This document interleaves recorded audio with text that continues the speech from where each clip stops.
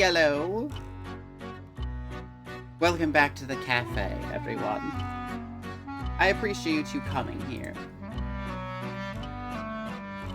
This, of course, is a very important stream. And we know this solely because I fucking missed 2 streams in the past couple of weeks. So this stream where I come back and I continue to stream is an important stream by default.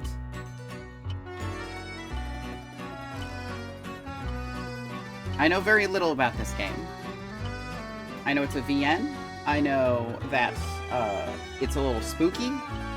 I know there's some stuff about curses. I know we're trying to bring back the dead. But that is about it. I need to turn on the AC in the cafe because it's getting kind of hot in here. To be totally honest.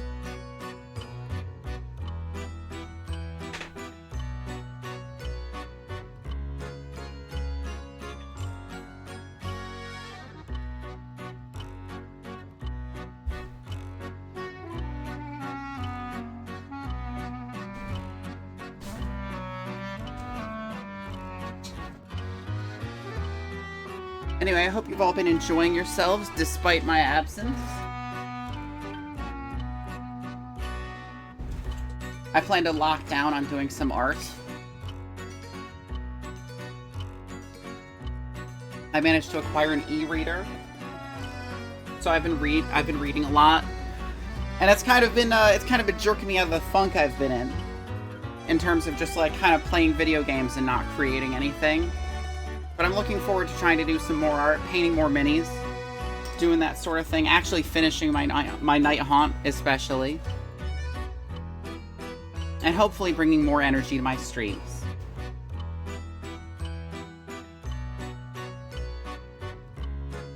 And that being that, let us begin Paranormasight, the 7 Mysteries of Honjo. Ah, here you are. Welcome, welcome. I've been eagerly awaiting your arrival. Allow me to introduce myself. I am the storyteller. Pleased to make your acquaintance. I shall be your guide going forward. Now then, before we begin our story, there are several things I must bring to your attention. First, this game uses autosave. The game will automatically save at regular intervals, so you may stop playing at any time. Saving is a very important element of games. It is the only way to keep your memories in place. If you do not wish to rely on autosave alone, you can also save manually via the menu. Next, please look at the upper right of the screen. This is the menu button. From here, you can check the text log, view useful files, and switch auto mode on and off. You can also adjust the brightness, volume, and other settings in the options menu. For instance, if there is a voice you would prefer not to hear, you can mute it by setting the voice volume to 0. I suggest you check the brightness, controls, and other settings now before going on. Okay, yeah, I can do that. I don't know what this is. Options. Game language, change from title screen, vibration, text speed, brightness. Turn that up a little bit so I can see stuff a little better. Audio, all seems good. Video. Borderless. Standard post-processing, standard chromatic aberration on. Yup. Controls. That's all fine.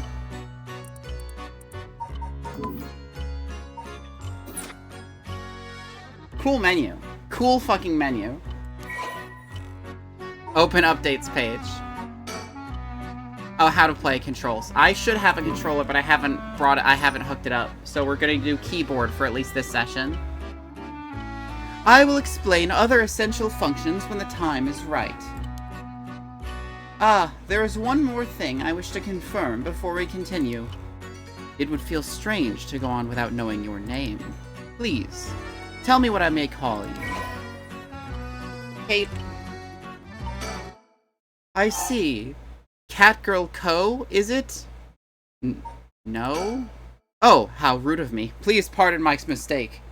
I'm sure that's what you said, but it seems I was wrong. What came over me? Fucking trying to read my Steam name, but Catgirl Cowgirl is longer than 10 characters. Let me try again. You wish to be called Kate? Yes. I see. Very good. I seem to have gotten it right this time. Alright, now we've been properly introduced, let us begin our story. From antiquity to present day, regardless of how society and civilization evolve, death has been a constant presence that none have ever escaped.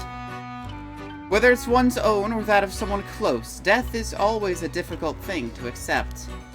This is an immutable reality, a value shared by all, no matter the age in which they live. In fact, oral traditions reflecting people's fears and prayers regarding death still remain. Ghosts, spirits, and so on. Similarly, in an attempt to defy death, many curses, rituals, and customs have been born, from burning spirit incense to summoning the souls of the dead. Some of those secret arts are still being passed down to this day. On that note, Kate, this may seem rather abrupt, but is there someone you wish to bring back from the dead? What if you had one chance to use the secret art of resurrecting the dead? Yes, if you had the power to bring someone back to life one time, and one time only, what would you do, Kate? I mean, I wouldn't want it. Let somebody else have it. I see. Very interesting. Yes, that is what I thought you would say. What seems to be the matter? You want to know what this box that has been sitting here is? It is quite the curious thing, isn't it? This is called a color television. The world I will be sending you to is full of devices such as this that do not exist in the age you are from. Wait, what? What age am I from? In this era, a color television can be found in nearly every household. That is not all. For example, a person should wish to contact someone while they're out of their home. They use public telephones like this that can be found all over the city. Oh, you mean I wouldn't be familiar with it because I have better televisions? No, I know what a color television is. I know what a phone booth is, too. Can you imagine what life would be like in such a time? I'd be thrilled to have you continue the story, Kate. After all, that is why you came here, no? So, let us begin. I have kept you waiting long enough. I present to you Paranormasight, a bizarre tale surrounding the curse known as the Rite of Resurrection. The particular yarn ensnaring 9 men and women in a fierce fight for their lives as it unravels. Some of the characters appearing within surely share your views on the Rite of Resurrection. I imagine those who have lost someone dear to them will feel particularly strongly about it, clinging to it as their last desperate hope. The first I shall introduce, a man named Shogo Oki, is one of them. Male, office worker, Shogo is an unremarkable young man entering his 3rd year of working in the planning department at Hihaku Soaps, a chemicals company headquartered in Sumida. Born in western Tokyo to an ordinary family around the same time as the birth of color TV, he grew up amidst the boom of special effects heavy action films, anime, variety shows, professional baseball, and pop music. Shogo graduated from a famous private university in Tokyo, and has since settled into an apolitical mindset, common among those of his generation, with no strong ideals and no particular dissatisfaction with the world as it develops around him. He is content to just go with the flow, having stumbled into his current position by pure chance, and it is safe to assume he will follow the stereotypical path of working his way up the ladder, starting a family, and remaining at the same company until retirement. He plays folk guitar as a hobby, and is currently looking for a girlfriend. The storyteller, sex, we don't know, occupation, we don't know. The storyteller guides those who visit Paranormasight. Everything else about him remains a mystery. Well, if you don't know, like, how he identifies, it's like, why are you he-hemming him? Oh. Oh, I wonder what it could be at such a time. Early this morning, the body of a drowned man was discovered at a park in Sumida City. Police have identified the body as Shogo Oki, a 25-year-old man who worked at a company in the area. As signs of a struggle were found, the Sumida police suspect foul play and have launched an investigation. Oh, excuse me, please pay no mind to what you have just seen. Goodness, you very nearly saw something that would have spoiled the story. Just pretend you did not see that. Let us turn back time a smidge and start again from there. Do you understand? You saw nothing. You know nothing. Remember, guys, we saw nothing, we know nothing. This story is a work of fiction. All locations, characters, organizations, legends, etc. that appear in this game have no relation to reality.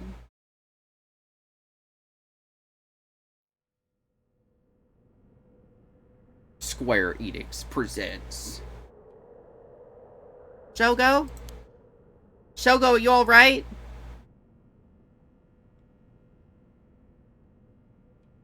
Hey! Can you hear me? Huh? Hey, that's not a proper answer. Earth to Shogo Oki! What do you think you're doing falling asleep here? You give me quite the shock. Come on now. Up with you. Up. Okay, and...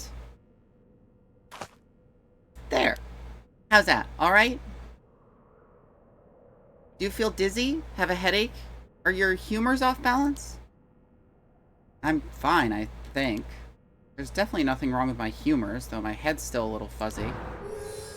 Office worker Shogo Oki. Uh-oh. That doesn't sound good. Turn your head around a little bit to see if you can walk alright. When this game is in your control, drag the screen or move the right stick to look around. Oh, I do actually want a controller for this.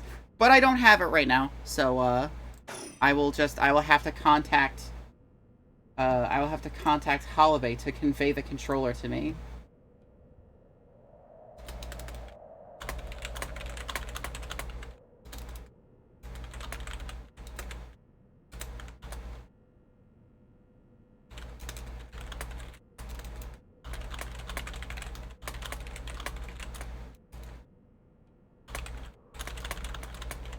Bink.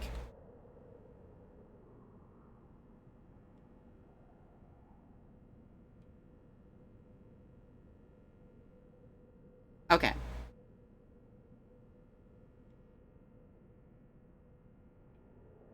Yeah, alright.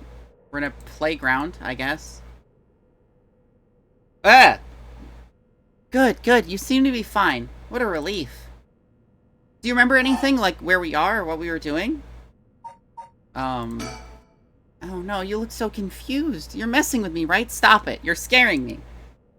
Alright, let's just calm down. Take a good look around you, okay? Look around and select things you want to investigate. You can converse with people by selecting their faces. Surroundings. Where are we? Oh, right. This is Sumida City, Tokyo. We're at Kinshibori Park near Kinshisho Station. Yoko brought me here saying she needed my help with something important. It's just past midnight. That explains why there's nobody else around.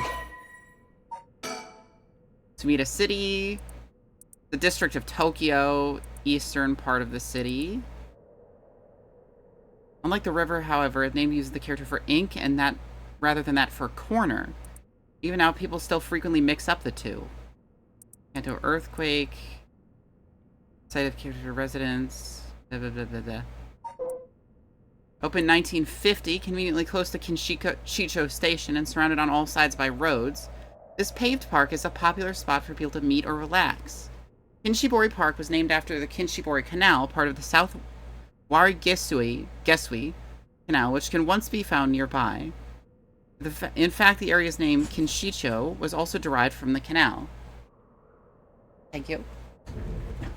Let me grab my little connection dongle for my controller so I can control this more naturally, I guess. The offset of the controls being like click and drag is also kind of interesting, though.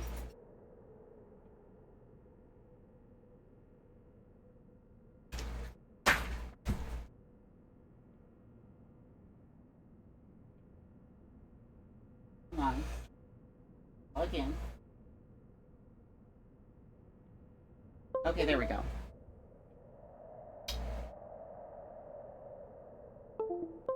Okay. Controller attached. Okay. I just need... because I just plugged it in, it might not.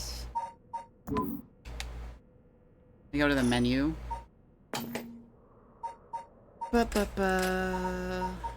Options, controls. Confirm, cancel, yeah. Okay. I might have to close the game and, I might have to close it and restart it. Actually, I can just save right now. Perfect. There we go. Okay, so I'm just gonna close the game and restart it.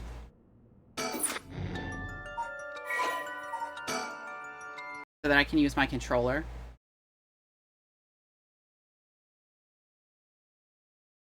Overall, though, this game, like, as we're starting, is, like, really, really good. Like, very, very aesthetically good. I really, really like the sprites and the looking around mechanic. And the, like, the VHS type. Hello?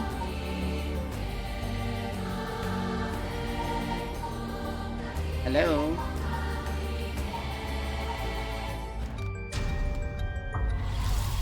Oh.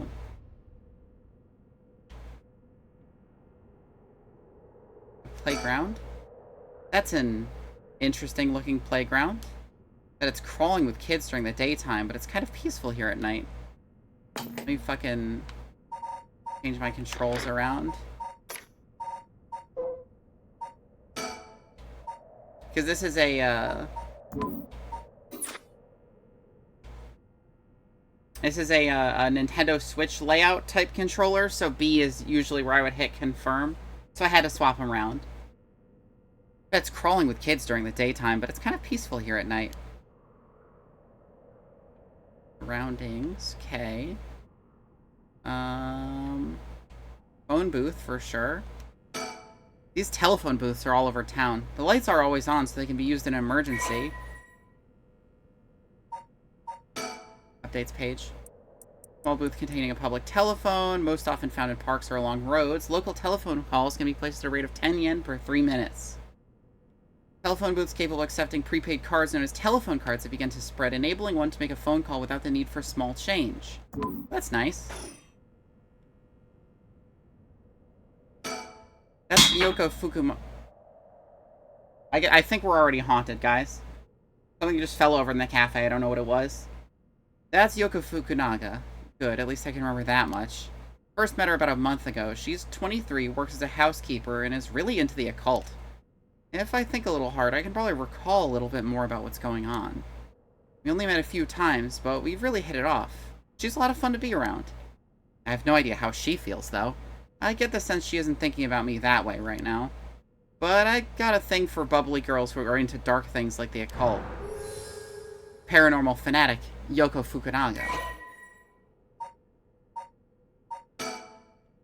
Housekeeper. After obtaining a junior college degree, Yoko started working as a housekeeper. Due to her ability to see things others cannot, she's received strange looks from a young age. The ability spurred an interest in the paranormal, which she continues to pursue to this day.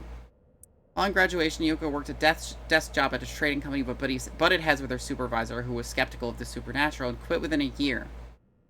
Now, while working as a housekeeper, she spends her days devouring mystery magazines and visiting haunted spots. As she vowed to live life true to herself and never change for the sake of others, Yoko has no regrets about the path she has taken. Yoko has a dog, a Shiba Inu named Ogopogo, who has been by her side since she was a student.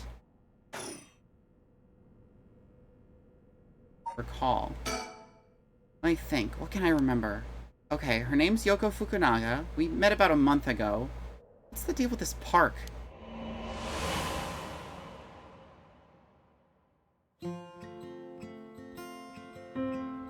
It was around noon on one of my days off. I had just finished running some errands in Kinshicho and was here taking a quick break. I was just looking around absent-mindedly. I noticed this girl loitering about. She was digging up holes in the sandbox and searching around the playground. She seemed to be enjoying herself, talking to the animal figures and petting them on their heads. My curiosity got the better of me before long, and I struck up a conversation. Hey, are you looking for something? Huh? Oh, sorry, I must look like a total weirdo. Yeah, I guess you could say I'm looking for something. If you want, I could give you a hand. Really? I mean, that'd be a huge help, but... What? Are you really just a good Samaritan? Or are you after, you know, something else? Huh? I'm a good Samaritan. Oh, wow, my hero. People like you really do exist. I think I might cry. Okay, I guess I'll let you help me. Be warned, you might regret what you've gotten yourself into. This is a lovely style. I know this game is very pretty. No worries. What are you looking for, anyway? Did you lose a bracelet or something? Not exactly. I'm searching for one of the 7 mysteries. Supposedly, this is the location of the Whispering Canal. The what? Now I've done it. I bet you think I'm some kind of lunatic. The 7 mysteries of Hanzhou. Do you know anything about it? I figured everyone around here would have at least heard of it, but I guess not. Oh my god, the music keeps getting louder. I have to fucking lower the music. I lowered it on your end, but it's just like it keeps fucking getting louder. Another game, another urban legend VN. Yeah, of course. This one's cuter looking though.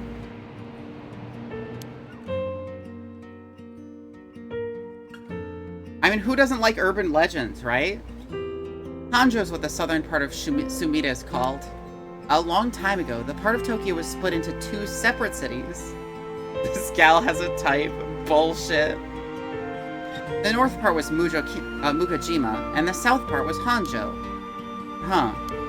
Am I boring you? Well, I'm not a local or anything, I just work around here. Oh, then no wonder you didn't know. Well, the 7 Mysteries of Hanzhou is a legend dating all the way back to the Edo period. Really? It's that old? Teeps isn't here yet, so I have to keep you humble. Fuck. There's still someone to suppress the swelling of my head. Damn it. That's like over 200 years ago. Ooh, I've got your attention after all. I just assumed it was one of those fake stories made up to chase the occult craze. I don't blame you. A lot of the popular stories going around are pretty fishy. But the 7 mysteries of Hanzhou are different, because they're all true. They're true. That's what I said! They're the real deal! So, hold on. What does that mean? Are you telling me there's actually paranormal stuff at work in this park? Yep, pretty much. But there's gotta be more to it. After all I've done, I still haven't found anything. That was the first time I met Yoko Fukunaga. You have hydration? I would get you some. I have my water bottle, but I would appreciate further hydration because I don't know how much is in here. Hanzhou. Oh, it's an ancient map of Hanzhou. Located in the southern part of modern Sumida City. It consisted mostly of swamplands until the middle of the Edo period. While it wasn't originally considered part of the city of Edo itself, the area on the eastern side of the Sumida River began to be developed once the Ryogoku Bridge was built after the Great Fire of Meireki. It's a lot of fucking proper nouns. While Hanzhou is known for its large number of rivers and canals, many of these were dug during the area's urbanization for drainage and sewage. The Ryogoku Bridge area, home to the Echo Temple, eventually became filled with both people and shops. After a magistrate was assigned to the area and shops continued to pop up, it soon became a part of Edo proper, as its reputation as a lively place spread. Hanzhou, along with other areas like Asakusa and Fukukawa, are still appreciated today for their old-fashioned feel and architecture. The occult craze, we know what the occult craze is. Whispering Canal. Formerly known as Kinshibori, many fishermen once gathered in this section of the canal that ran through Hanzhou. As their days came to a close and the fishermen gathered up their catches, a terrifying voice would rise up from the canal, whispering, "Leave it behind! Leave it behind!" Those who ignored the voice found themselves unable to move and their previously full baskets of fish emptied. They would then be dragged into the canal, never to return. This strange phenomenon continued to occur, and the people began to call this body of water the Whispering Canal. 7 Mystery of Hanzhou, just weird shit is happening. So the 7 mysteries are the Whispering Canal, the Fool's Procession, the Beckoning Light, the Haunting Clappers, The Evergreen Beach, the Taiko of Tsugaru, the Foot-Washing Mansion, the One-Sided Reed, and the Ever-Burning Lantern.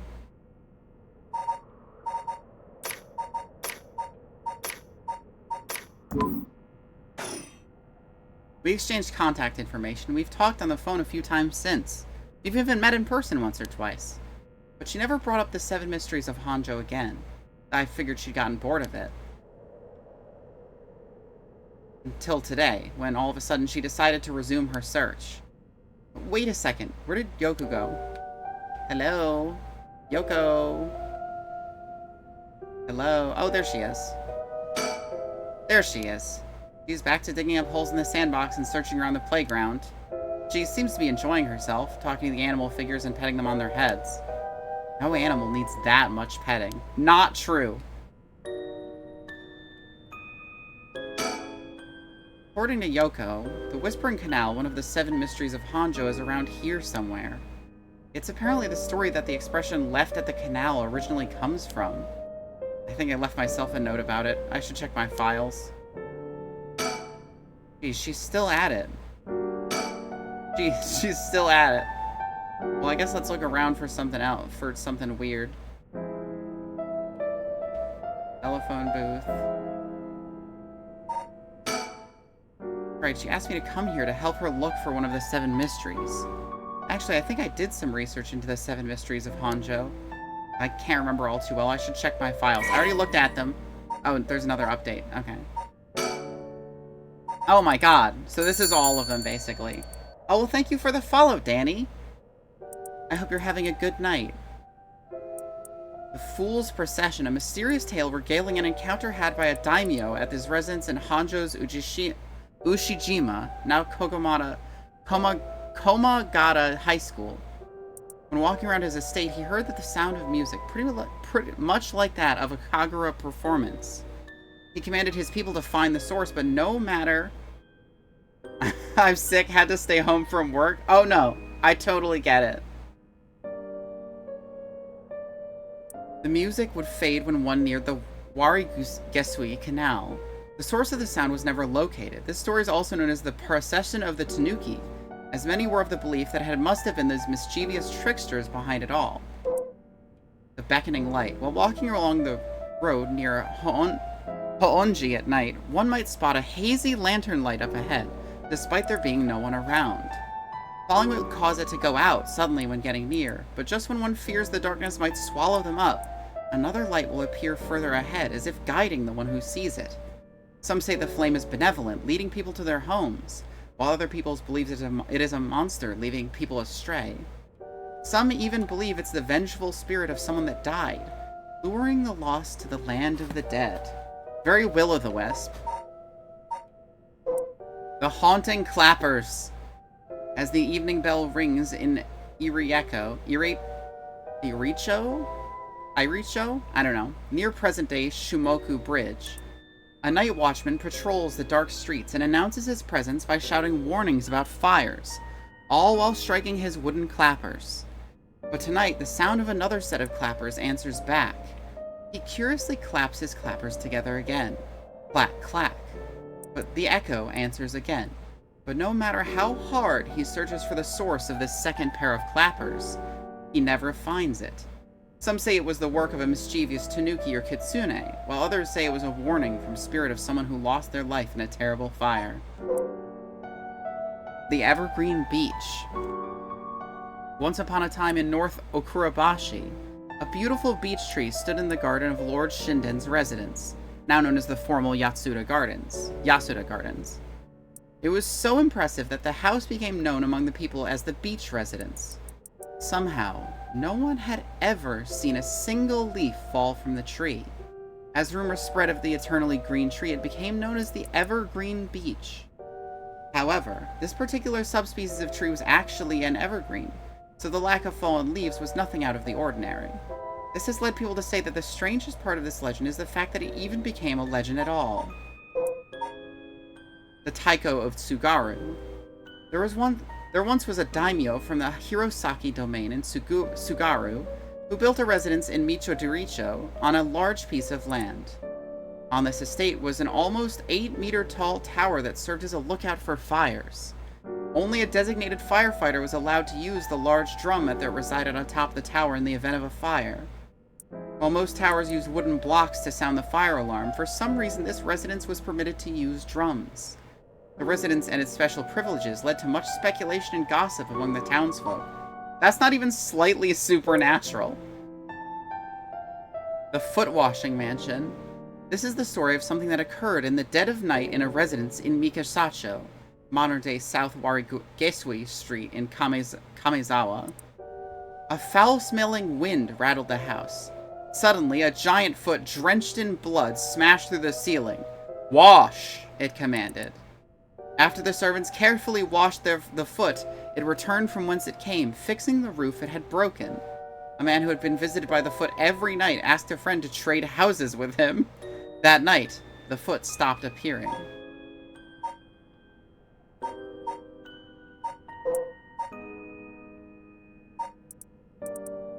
The one-sided reed.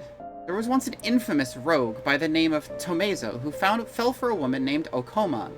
Tomezo persistently chased after Okoma, attempting to win her heart over and over again, but she rejected his advances each time. Enraged by her indifference to him, Tomezo brought a dagger to a canal near Ryogoku Bridge and attacked Okoma. He cut the arm and leg off one side of her body and then threw them into the canal. Ever since then, the reeds growing along that canal have only sprouted leaves on one side. The ever-burning lantern. On a bone-chilling winter's night, one may happen upon a soba cart along the canal known as South Warigesui. But there is something strange about this cart. No matter when one might visit, its owner is nowhere to be found. Yet the lantern that hangs from it stays perpetually lit, burning brightly even with no oil to fuel it. Should one attempt to put out the flame, it immediately roars back to life. However, there's also the tale of the never-burning lantern, another telling of the story in which the soba cart's lantern always remains dark, refusing to be lit. That's a lot of stories. Oh wait, she's coming back this way. Hey, what was that just now? Huh? Didn't you hear that? You're hearing things. I didn't hear anything. No, I didn't hear anything. You sure you didn't just imagine it? Maybe I did. But you're a special talent. You should have been able to hear it. Pay closer attention for me, okay? My special talent? What are you talking about? Huh? I mean your spirit sense. You look like you can handle your liquor. Huh? I have no idea what drinking has to do with it, but I don't think so. Well, you must. I mean, you can see me, right? Uh-huh. Oh my fucking god. She was a lovely ghost the whole time.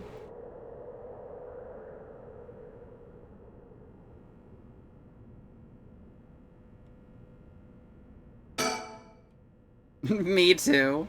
Wait. You're kidding, right? About what? I mean, just now. It kind of sounded like you were saying that only people with spirit sense can see you. Of course that was a joke. Duh. You don't really think I'm some kind of evil spirit, do you? But yeah. I meant what I said about your spirit sense being strong. I bet you could down a whole gimlet in one gulp. Seriously. That's the real reason I asked you to help me with the 7 mysteries of Honjo business. Okay. Let me just clarify something. Should delete my Twitch for the bit, but I think not. The dedication to the bit would be unheard of. Are you saying you can actually see paranormal stuff? Sure, I can handle a solid Moscow mule. Why are you measuring this in terms of cocktails? Not a believer, huh? Well, that's no matter. But you have to have seen some weird stuff over the years, right? Weird stuff? Yeah, like things you could see but never understand. You can't be serious. I've gotten most of my memory back, but I still feel a bit out of it. I don't know how she's so comfortable talking about spirits and the paranormal at this time of night. Either she's got guts or she's just used to it. Unless... No, it can't be.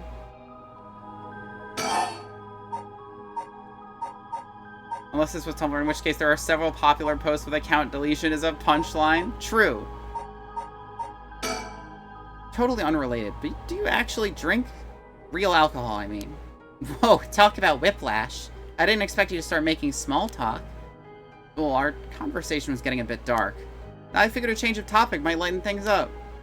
Oh, I see. If you really want to know, I like to think I can handle a few drinks. But to tell you the truth, I've never actually had a Moscow Mule. Really now. I just thought it sounded cool. I'd like to try it, though. Why don't we go for a drink sometime, then? Ooh, are you asking me out? No, you're just being good Samaritan, right? Damn, is this boy game? Is this a boy game? Yeah, unfortunately, the first person we're checking out is this boy.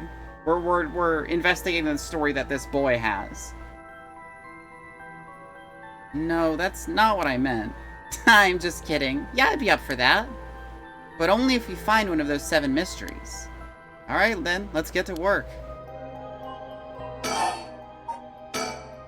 I've seen ghost photos in magazines before, but are you telling me they really exist? You bet they do, but you can only recognize them if you really believe in them. So be careful. So even with my skill, I won't be able to see them if I doubt that they exist? That's right, the spirit world is all about the mind and the soul. You won't be able to see a thing unless you're properly in tune. But sometimes people get caught up in the moment, thinking they might see something, and then they really do. Because they believe they would. And is that how it works? Yep, just like drinking. You never know how much booze you can handle unless you're ready to down some shots. I'm still not sure I get the drinking thing. You know, I realized how strange it was as the words left my mouth. Sheesh. And if you can believe that, then there might be hope for you yet. You can't be serious. I just remembered, I actually did some research on the 7 mysteries of Honjo at the library. You did? What did you find? Well, I discovered a few interesting things. Ooh, tell me everything. 7 mysteries? Although they're called the 7 mystery, the literature lists 9 of them. Oh, I'm surprised you pick up on that. Nice researching. Some people think there could be up to 15. That's the thing about these old folk tales. Stuff gets added to them over the years. That's more extra stories than the main ones. Yeah, but the 7 mysteries rolls off the tongue way better than the 9 or 15. If you say so. But that makes sense, don't you think? It's more likely to be passed on if it's easy to remember. That's a good point. What about the 7 mysteries of Honjo caught your attention? Are these really ghost stories? So I'd read some of the stories and none of them were, well, scary. I thought they were supposed to be ghost stories? That's true. They're more like a collection of superstitions, really. But there are some pretty disturbing ones in the mix. Yeah, like the one that's supposed to take place here, the Whispering Canal. People who fished in this canal would hear a voice call out saying, "Leave it." They had to abandon their catch or the canal would take it. Right. Is that what you're expecting to find here, in this park? Not quite. We're talking about a folktale from hundreds of years ago. After centuries of the telephone game, who knows if it's anything like the original story? So, basically, you think the true story of the Whispering Canal might be completely different from what we know. Exactly! I'm sure it is! I mean, weren't you curious? About what? People from around here have that expression, "left at the canal," right? Meaning to abandon someone. This story is where it comes from. Except the story being told today is about fish. There's nothing about it in it about leaving people behind. Now that you mention it, that's true. So you're saying the original story maybe did involve someone being abandoned? That's what I'm trying to find out. Gotcha. Oh, by the way, were we talking about the rite of resurrection? Ooh, your memory's as strong as your tolerance. I'm gonna start calling you Martini Man Shogo. I'm really climbing up the drinks menu, huh? So, you know about it, huh? The Rite of Resurrection. A magazine ran a feature on it recently that got practically everyone talking about it. Really? Maybe that's where I heard about it. Still, I don't know. It seems a little too far-fetched to be true. So, the Rite of Resurrection. It's the forbidden art of bringing the dead back to life. concocted by a famous onmyoji from an ancient age. Rumor has it an old manuscript containing actual, concrete details about the rite was recently discovered. This rumor comes from a presentation given by local historian Hideki Araishi at an academic conference. You sure know a lot about this stuff. That's because I'm secretly a huge occult buff. I kinda got that. Oh. But if a researcher spoke about it in an academic conference, it must have some basis in fact. Exactly! That's why I believe the Rite of Resurrection is real. Now I'm starting to believe it too. Good. The pursuit of the unknown starts with belief. I got that from Professor Araishi himself.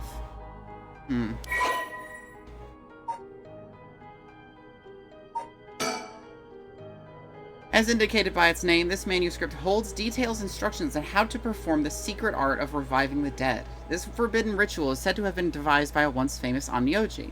Local researcher Hideki Araishi recently discovered the old manuscript and gave a presentation on it at the academic conference, sending ripples through the field of occult studies. Wait, hang on. I've got another question. You mentioned the Rite of Resurrection. Are you looking for that too? Does it have something to do with the 7 mysteries of Hanjo? Ooh, you're sharp. I could cut my finger on you. To tell the truth, it's actually the other way around. What do you mean? Well, I started off searching for the Rite of Resurrection, but along the way I realized that I needed to investigate the 7 mysteries of Hanjo first. I see. So then, what's it got to do with the 7 mysteries? What about the connection between this rite and the 7 mysteries? Putting together everything we've talked about, my guess is that the original stories behind the 7 mysteries, the true stories, are the key to finding the Rite of Resurrection. And that's why you're here searching for one of them. Do I have that right? Wow, 10 out of 10! You're proving to be quite the capable assistant. Wait, since when was I your assistant? Anyway, this is all just hearsay, but some say that what led to the 7 mysteries coming to be was the Rite of Resurrection itself. Huh? Don't the stories come out of the Edo period? I thought the Rite of Resurrection was supposed to be way older than that. Right, it seems that an onmyoji from the Edo period rediscovered the ancient art. That old manuscript I mentioned with all the details on how to use the rite, apparently it was written in the Edo period. Oh, right, I never told you its name. The manuscript is called The Record of Fates. Whoa, what a name. And it speculates that the secret of the rite is actually hidden within the 7 mysteries of Hanjo.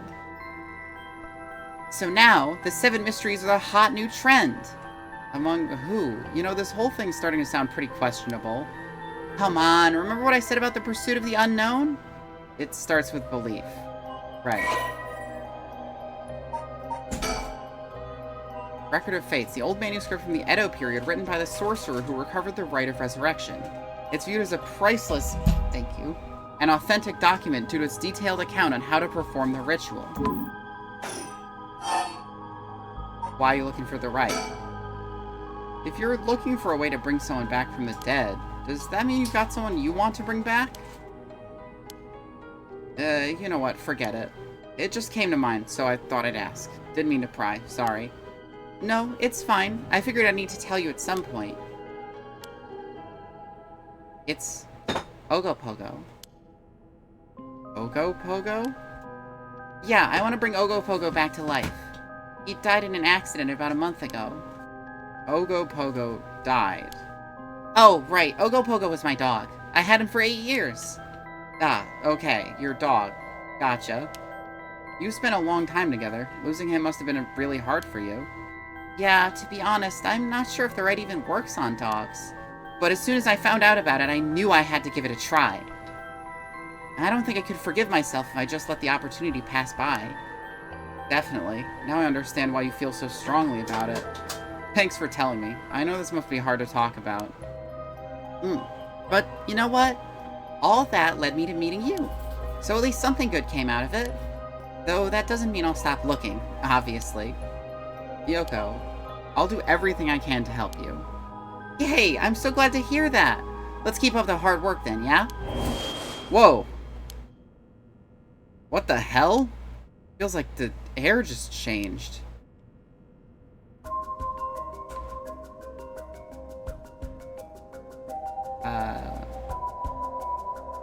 What's up? I think that Yoko really rattled. Yoko, are you okay?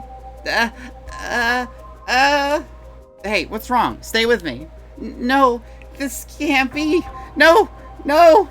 Ah! Like, literally what? There's nothing behind me. Hello? I don't see anything. There's nothing behind me, Yoko. I feel eyes on my back. I can't move. Is there something behind me? Yeah, I already looked behind me. There was nothing there. I think that Yoko really rattled. Yes, that is true.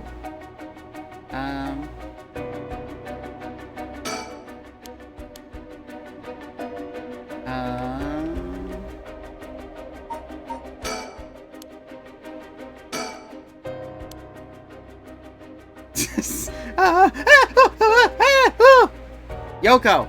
Yoko! No use. She's in no condition to talk. Hello? Looking.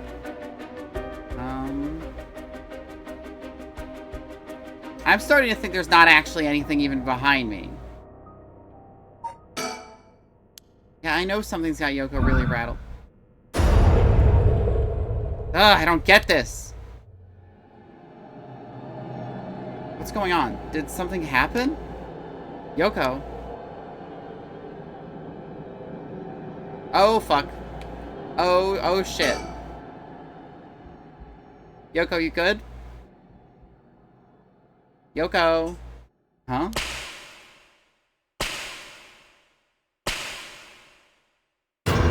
Oh, hell. Yoko got cursed. I told you guys no curses. Huh? What the? What is it? Why is this happening? Man, what the hell? I know, right?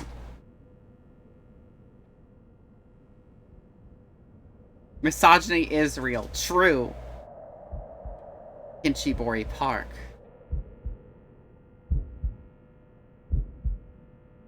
Yoko, answer me. Yoko? No way, it can't be. Why?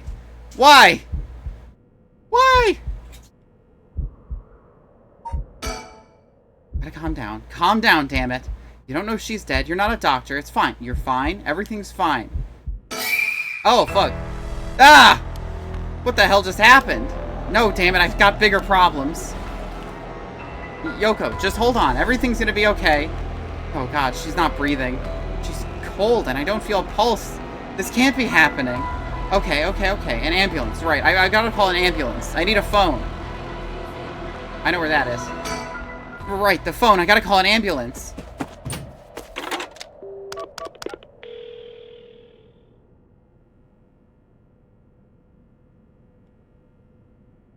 I called it in. The ambulance shouldn't be long. But is it gonna make a difference? Her body's gone stiff and her skin is cold. I don't think she's breathing. She looks more like a mannequin than a person now. I don't think there's any coming back from that. I don't get it.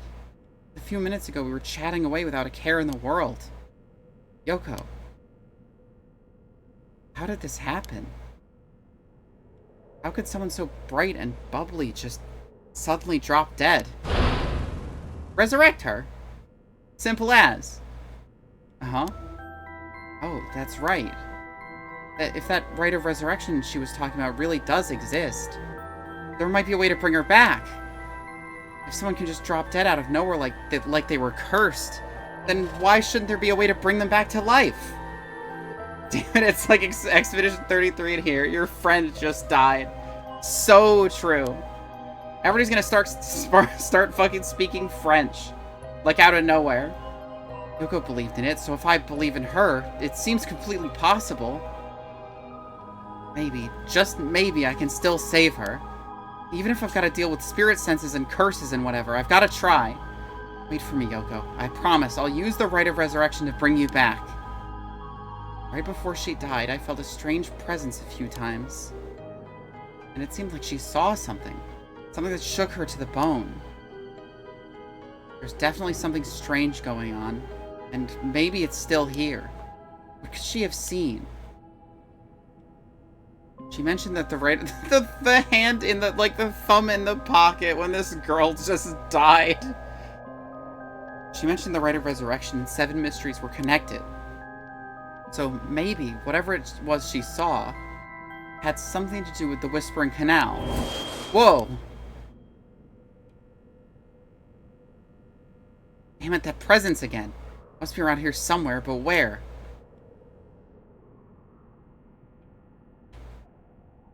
Yoko. Oh, okay. I thought Yoko's body was fully there. I'm mourning my friend. Sam's thumb. I'm still Sans thumb. I'm still fucking chill though, to be totally honest. The cold night air feels like it's pressing down on me. Just standing here makes me want to scream, but I've got bigger problems right now.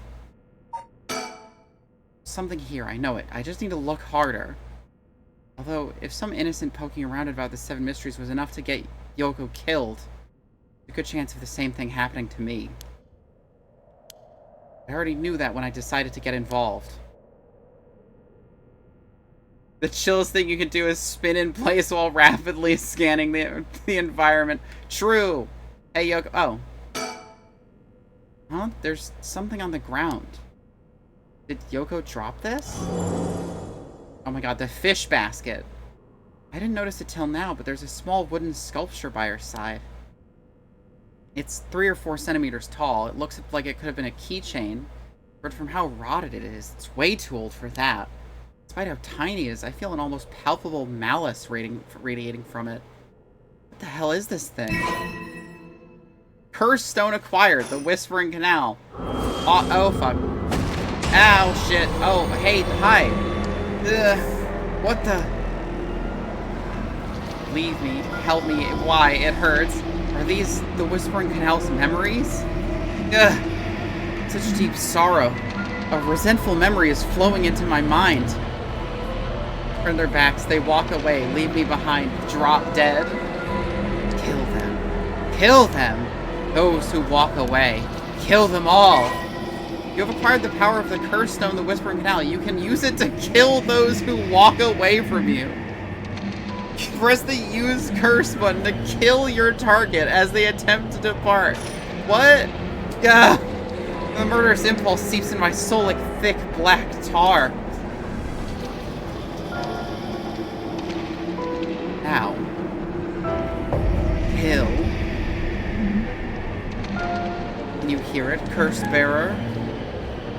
You who so strongly desires the right. Kill them. Should you seek life's restoration, take your curse in hand, reap lives by the score, and claim their soul dregs for your own. Fully Dark Souls level up on these motherfuckers. Collect enough to sate this vessel, and by their sacrifice claim the gift of resurrection. Or better yet, slay your fellow curse-bearers, for theirs are the equal of droves of lesser souls. Now go forth and kill. That doesn't sound very nice. Killed by drowning one who leaves the curse-bearer behind. Toki loved fishing with her father Jinkichi more than anything. With their wicker baskets on their back, they would leave for the canal every morning and fish till the evening. The miso soup her mother Koma made using the carp they caught was to die for. Her parents loved her dearly. One day, however, her father disappeared. Toki's mother went to look for him and never came back either. Those who came to express their concern eventually stopped visiting her out of fear. Toki continued to wait, all alone. Mother, father, where did you go? Don't leave me behind. Unable to bear the loneliness, she left her home and trudged along the roads until night fell. Neither her mother nor father were anywhere to be found. Tears stung her eyes. Suddenly, the sound of fish splashing in the water cut through the silence. She found herself standing before the canal where they used to fish together. The taste of carp and the memory of her father's smile flashed across her mind. Without thinking, Toki walked into the moat. The sound of water splashing echoed throughout the night air. Passerby thought of it only as the fish in the canal. The splashing faded, and and the silence returned to the lonely night. Curse echoes are the visual manifestations of curses. These manifestations are fundamentally related to the origin of the curse. They do not always take the same shape and may sometimes appear in a more abstract or disfigured form. They lack consciousness, unlike a spirit, and are thus mere dregs of a soul. Curses are made tangible by what are known as soul dregs. Someone possessed by a curse that has a curse echo is called a curse bearer. A curse echo is in itself a curse, and a possessed curse bearer can inflict that curse upon others at will. A curse that comes with a curse echo is considered very powerful in and of itself. Ordinarily, those with no spirit sense would not be able to perceive the curse echo, but anyone who becomes a curse bearer can see other curse echoes. So what she saw was probably the spirit, and she fully got drowned. But I'm not totally sure why, because she didn't abandon anything. Old Netsuke carvings imbued with curses derived from the 7 mysteries of Hanjo. Ordinarily, only those with spirit sense can wield such curses, but these curse stones allow ordinary people to use them just as lethally. When someone dies, their life essence leaves the body and becomes a soul. If one is killed by means of certain curses, however, their life essence will turn into a residue known as soul dregs. The rite of resurrection essentially uses these soul dregs as a sacrificial offering to bring back the dead. The amount of soul dregs required depends on what the person when the person being resurrected passed away. The more time has passed since their passing, the more soul dregs are required. Hi, Toki. What the hell was that? It's like the curse's memories flowed directly into my mind. In an instant, I understood everything. When I picked up this curse stone, the Whispering Canal must have cursed me. I also heard a strange voice. It told me that if I want the right, I have to kill a bunch of people with this curse stone and collect their souls. I guess it's good to know that the right really exists. But this thing wants me to kill people to get it? Screw that! Putting my own life on the line is one thing. Murdering other people is another thing entirely. Not just one person either, it's scores, it said. This is the curse of the Whispering Canal, huh? Curse that traps the soul of anyone who tries to walk away from me. But if I use it and collect enough souls, then I'll be able to bring Yoko back. There was something about the other curse bearers being worth more soul dregs. More mystery and investigation into the supernatural? Hell yes. And curses. Jeez. I'm really at a loss here. Hi, Yoko. Oh, of course. I don't know how it took me so long to realize. This has to be some weird prank she's playing. Any second now, she's gonna open her eyes, get up, and have a good laugh at how scared I was. Right, Yoko? You can give it up now. Boy, did I fall for that one. You really got me good. Wait, no, I've got it. You really were some sort of spirit all along. There's no way you're really dead, right? I'm not even fooling myself anymore. No going back. Only forward. Feels like I'm being watched. Is someone there? Where are you?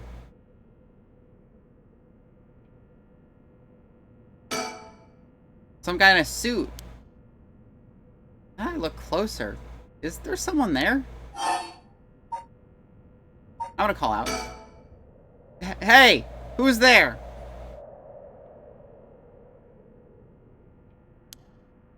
Oh my. How unexpected. It was your curse that killed that poor woman, I take it? What? Cat got your tongue? Mr. Oki? Huh? Who are you? And how do you know my name? You mean to say you don't recognize me? That comes as a bit of a shock, I must say. Look a little harder, and I dare say it will jog your memory. What this guy? A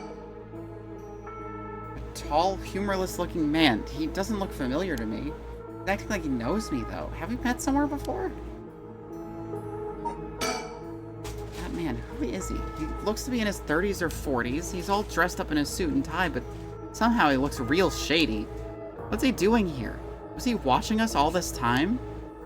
Something tells me curses are nothing new to him. He's one of the other curse bearers. I need to be careful. He might be here to kill me and take my curse stone. But by the same token, killing him will net me a lot of soul dregs. I still don't have a clue who you are. How do you know me? Have we met? Dear me. It is always humbling to find that one is not as well known as one believes. Perhaps my name will help you remember. I am Takumi Yumioka. Takumi Yumioka? Does that ring any bells? I think I've heard that name somewhere before. Maybe. So you do not even know my name. How disappointing. Disappointing, but fortuitous. Mysterious stranger, Takumi Yumioka.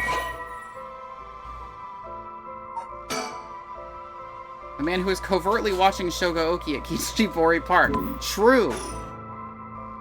Well then, Mr. Oki, allow me to make you a proposition. You have a curse stone in your possession. I would like you to give it to me. Can't. I can't. I need it to bring Yoko back to life. Oh, why? So you mean to use it, then? You know about the 7 mysteries of Hanjo and their curses and all that, don't you? But of course, those curse stones, they are terribly dangerous things, capable of killing without a trace, so long as their conditions are met. I hadn't thought of it that way, but yeah. Imagine what might happen if one fell into the wrong hands. They would be safer in mine. Don't you agree? Literally, I don't know you. You're wearing a suit. So, no, I don't trust you, actually.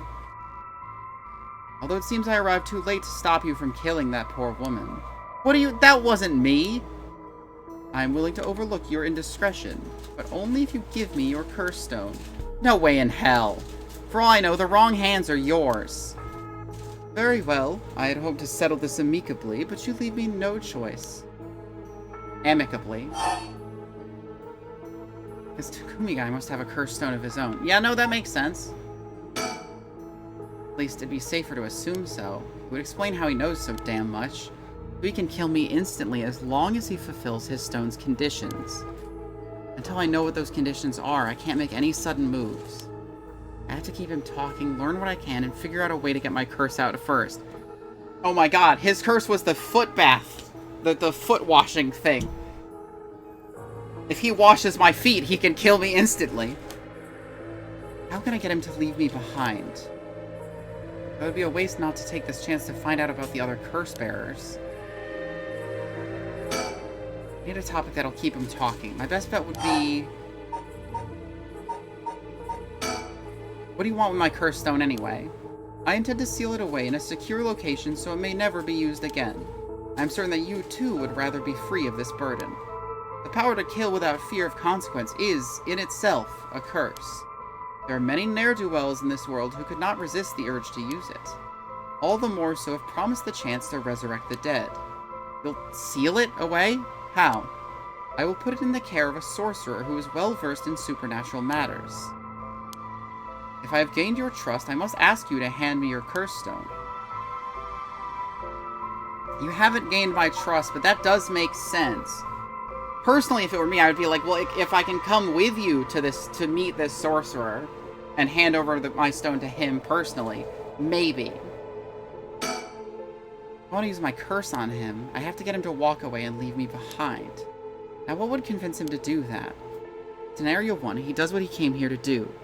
Scenario 2, he suddenly needs to be somewhere else. He's probably here for my curse stone, so I don't think I'll get out of the Scenario 1 alive. Scenario 2 means hoping something will happen by chance, and luck is rarely on my side. So my only hope is Scenario 3. Something makes it impossible for him to stay. I don't have to keep him away forever, I just need to get him to walk away once. I mean, an ambulance is coming. He might be spooked of the cops. What if I turn my back to him? Hi, Yoko. The fuck is that? Huh? The hell is that? It looks like a light floating in midair? Oh, fuck. Oh, shit. He's got the fucking, what is it? The fucking curse stone that's the beckoning light. So if I follow it, he might be able to kill me. Before I give you my curse stone, I want to know who you are. I need to know if I can trust you. A reasonable enough concern. Very well. I am an associate of the great sorcerer Suigen Gamyoto. Suigen Gamyoto? Indeed. You must have heard of him. I believe he was recently featured in a certain magazine. Your unfortunate companion there came seeking his counsel not a few days ago. It was from her that I learned your name. I thought she would have mentioned me to you, but it seems that was presumptuous of me. And when did this happen? Why, just 2 or 3 days ago. Gotcha. Yeah, I'm not buying that. He knows I don't know who he is, so he's just trying to feed me a story. I've only known Yoko for a month, but she never mentioned going to see some mystic. Although it is Yoko we're talking about here, so it's hard to say for sure. I hope that is enough to convince you that my hands are more than trustworthy. How do I know it wasn't you who killed Yoko with your curse? Mr. Oki, if you're hoping to trick me into revealing whether I possess a curse stone, I assure you, you cannot. It is your curse that was responsible, Mr. Oki, no matter what you might tell yourself. That doesn't make sense. I only found it after Yoko died. Oh? Don't play dumb. I know you're the one who did this. Whether you choose to believe me is your prerogative, but you are mistaken. You should know that multiple curses awaken at once at the stroke of midnight. There are many other curses in Honjo, and many other curse bearers. Is it not premature of you to assume that I am the one responsible? Wait, so you're saying that at midnight, a bunch of people became curse bearers? There's no point in continuing this conversation. For all I know, he could be telling me anything.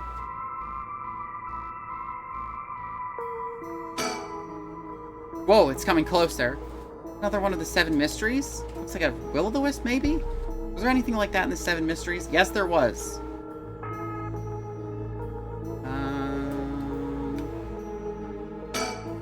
I called an ambulance already. It should be here soon. Okay.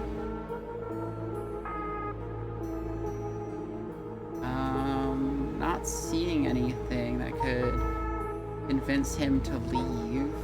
I don't have to keep him away forever. I just need to get him to walk away once.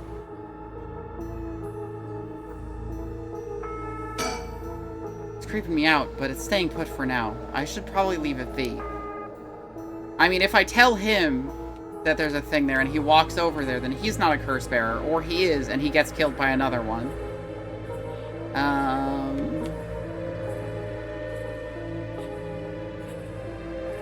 Hi, Yoko.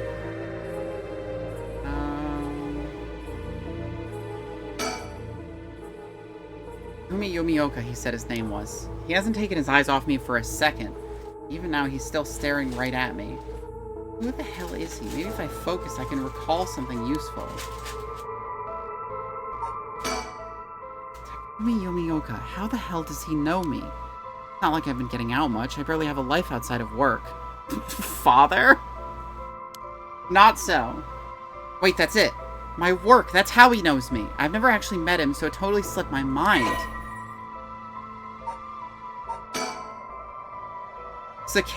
Secretary to the chairwoman of Hihaku Soaps.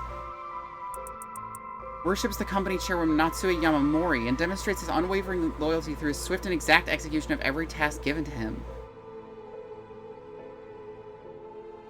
Takumi continues to support her behind the scenes, acting as Natsue's mouthpiece in the capacity has earned him the ire of the current president of the board of directors.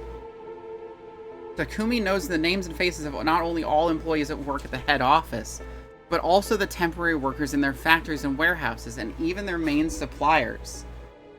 So this is like the second, like he fully is just like someone who is a higher up at the company that that our guy works for. What is his name? Shogo. Suigen Gamyoto, my ass. This guy thinks he can sell me anything. I don't know if having figured that out helps me much right now. Suigen Gamyoto, my ass. I know who you are. You work at Hihaku Soaps, just like me. You're the chairwoman's secretary. Well, that took you long enough. Your lack of company loyalty is frankly astounding. Allow me to reiterate my request, then. Not as a stranger, but as your superior. Hey, we're not at the office. You don't get to push me around like that. Why is our chairwoman's secretary even out looking for curse stones anyway? I refrained from revealing myself precisely to avoid such questions, but I suppose needs must. Since the dawn of the Showa era, the land of Honjo has nurtured our company's growth and vice versa. It is our duty to ensure that curses do not take root in this land we know as our home. I'm not sure I buy that. Like many things, it is not a matter that concerns the rank and file. The chairwoman has no desire to spread fear through our beloved company's birthplace. Now, if that is all, I must insist that you hand me your curse stone. What's up with that weird ball of light? Is that your curse? Oh, why do they always ask questions? Why can't they just say okay? Why can't you just give me your instant kill move? Just hand it over. I'm just a higher up at a company. I'm totally trustworthy. Whatever do you mean? I'm afraid I see no such thing. Uh-huh. But it's right... Huh? It's gone! It was right there! Also, hi. Hello, Sleek Avian, and Level 1 Cleric. I don't know if I greeted you. Hope you're well. I'm doing good. I see. It seems you have become the mark of another curse bearer. Fuck.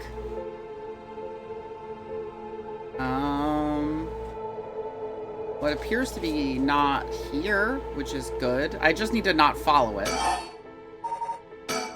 For each of the 7 mysteries, there's a curse and a curse bearer, right? You know who any of the others are? And what would you do with that information? Your intentions are nothing untoward, I hope. It is in the hearts of the selfish and insipid, of those who would be the most tempted by the rite of resurrection, that the curses take root. And a curse's resentful memories impart a powerful urge to kill, as I'm certain you are aware. He looks like Lurch from the Addams Family. Lurch if he cleaned himself up. You are a victim of circumstance, Mr. Oki, but your situation is exceedingly dangerous. You must relinquish your curse stone for your own benefit, before it is too late. Too late? It's already too late. There's no going back. All I can do is keep pressing forward. And if you're gonna stand in my way, then I'll have to stop you. I like to take that as a threat, Mr. Oki. I would encourage you to exercise more discretion before you fall foul of a curse. That's a good point.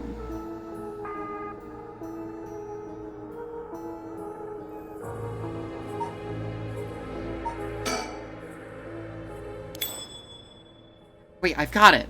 I know how I can convince him to leave. Convince him to leave. Why are you so convinced it was my curse that killed Yoko? Why, it is simply that... Huh? I do believe I just saw your companion move. She what? Well, I have to go look at that. Like, he might be pranking me, but... Yoko? I call BS on anyone in what I'm assuming is Japan speaking to a superior that way. I mean, he's like, they're not in the company, and he's not trying to rise through the ranks. He's literally just, like, working a job. Like, he's not trying to get promoted. Wait, she doesn't look any different. Ah! Got me. Fuck. Damn it. No. Damn it all. Oh, he died. Rip.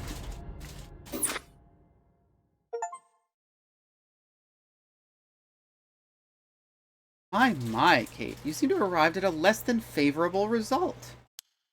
This is mere conjecture on my part, but perhaps you ought to be more careful about turning your back on unscrupulous individuals.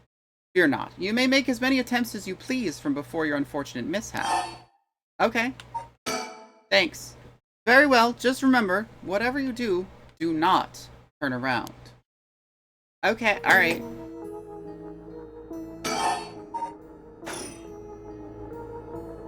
I'm gonna talk to him about Yoko again, but I'm not gonna turn around this time. What are you doing? Should you not check on her? What was the well, which one can kill you by fucking turning around?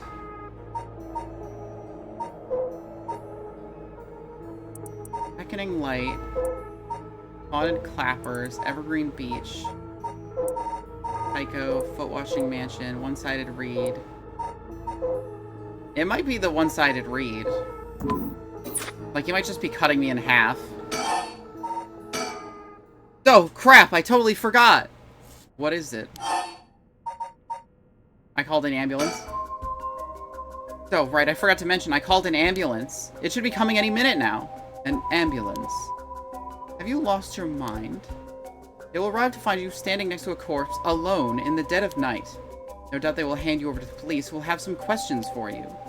Probably, but I'm sticking with Yoko. Unless you want to join me in an interrogation room, you better get out of here. You're telling the truth, I see. They are getting closer by the second. How the fuck could you possibly know that? I cannot afford to be waylaid in this juncture. I fear I must take my leave. Sooner or later, I will return for your curse stone. I only hope you do not abuse it in the meantime.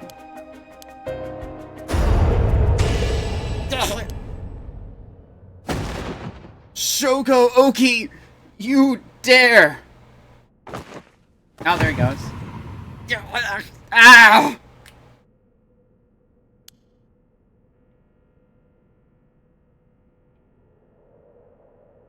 He's dead. He's really dead. He got drowned. So this is what a curse stone can do.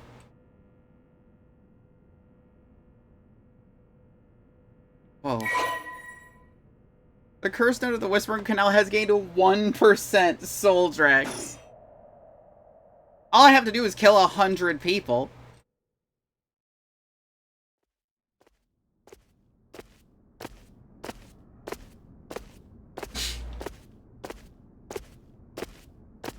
I left the park immediately. I felt bad for leaving Yoko, but I couldn't stay there.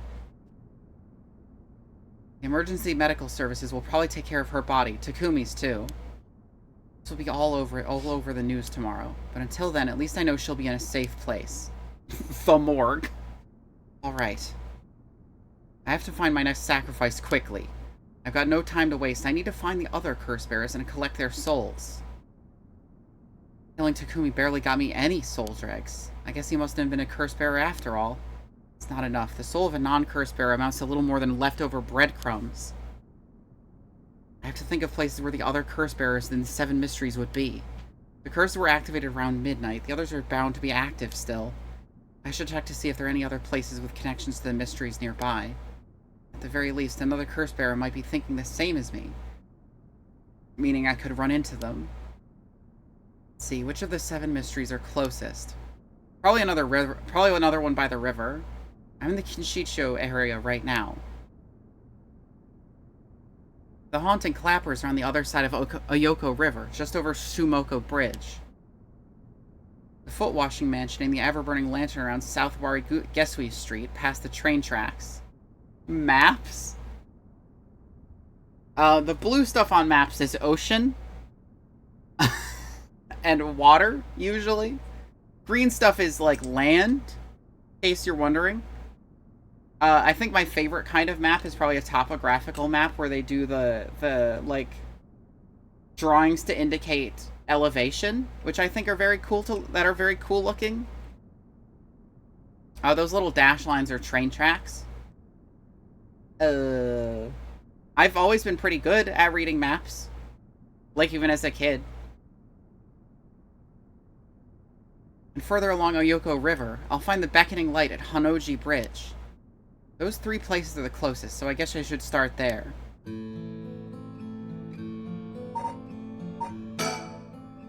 I'll collect the other curse bearers' souls before dawn and bring Yoko back to life. I should go to another location connected to the 7 mysteries of Hanjo. 10 out of 10 lore dump. These are things I know about maps. People would draw scary stuff in places where they didn't know stuff was on maps. Just for the fuck of it. The Shimoku Bridge is supposedly where the bell from the Haunting Clappers story used to be. I wandered around here for a while, but I didn't see anything interesting. The only thing I found, it looks to be 100 yen lighter someone threw away. I don't know if curses are vulnerable to fire, but maybe I'll find a use for it.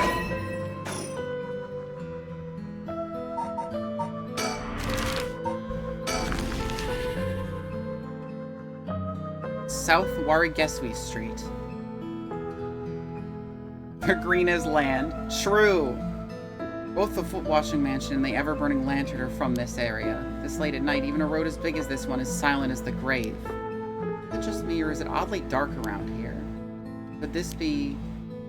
I know it's past midnight, but it still seems oddly dark around here. On this feeling, it's the same as from before. Aha! There's something over there. Is that a curse echo? A curse of the 7 mysteries given form. I knew it. There's a curse bear around here. Decision time. What should I do? If I sit here like this, I risk fulfilling the conditions for the person's curse. It seems like I can still back out if I want, but do I want to? I need to light the lighter. A cheap lighter I found lying around. It barely has any lighter fluid left. How do I use it, though?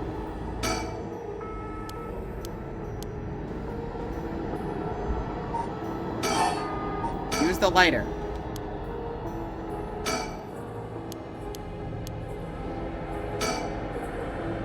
That curse echo what's causing this darkness? Doesn't seem hostile. Is it trying to tell me to come closer? What should I do?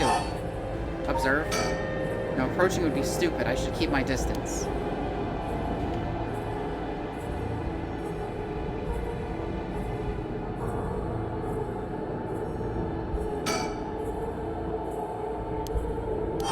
I guess we'll get closer. Nothing's gonna happen if I just sit and wait. Let's check this out.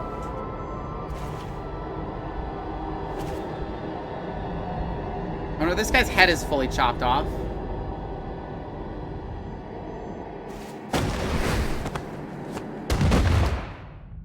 Darn it, now what? This isn't a curse doing this. Someone's pulling me in. Oh, that hurt. Looks like I'm inside a building? Did it toss me in here? I can't see squat. Is this the same darkness from the curse echo? Lighter. That's right, I still have the lighter I picked up earlier. Perfect, it works. Now I can make out my surroundings a bit better. What the? Something. Drat, he's got a light. That ruins everything. Is someone there? Are you a curse bearer? It's over. Time to get out of here. Gets you.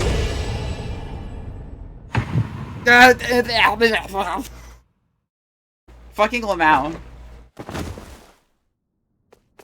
Yeah, I know the story about the stall that never has any light. That was a close one. I didn't catch a glimpse of the curse bearer, but it seems like I'm alright. 30%. There we go. This curse must have had something to do with light and darkness. My guess would be the ever-burning lantern? So there's a connection between the 7 mysteries and the way their curses work. That might be useful to know. Did you not guess that already? I didn't even see him, but I fully got his ass. No fucking worries.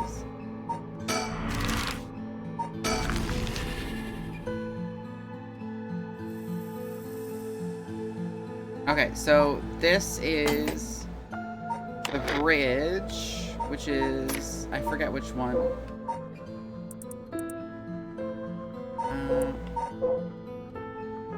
Okay, Hanoji. And Beckoning Lights is one that I saw already.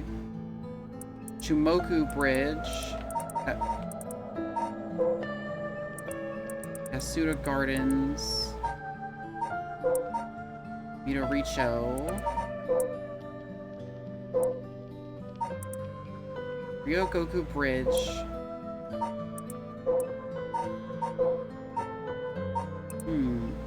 Ryogoku Bridge. Is that where I am? Do I have a fucking map? Hanjo. Oh my god, I can't read this. Here at Hanoji Bridge, the location linked with the beckoning light. Okay. Someone's standing on the bridge, silhouetting themselves against the sky.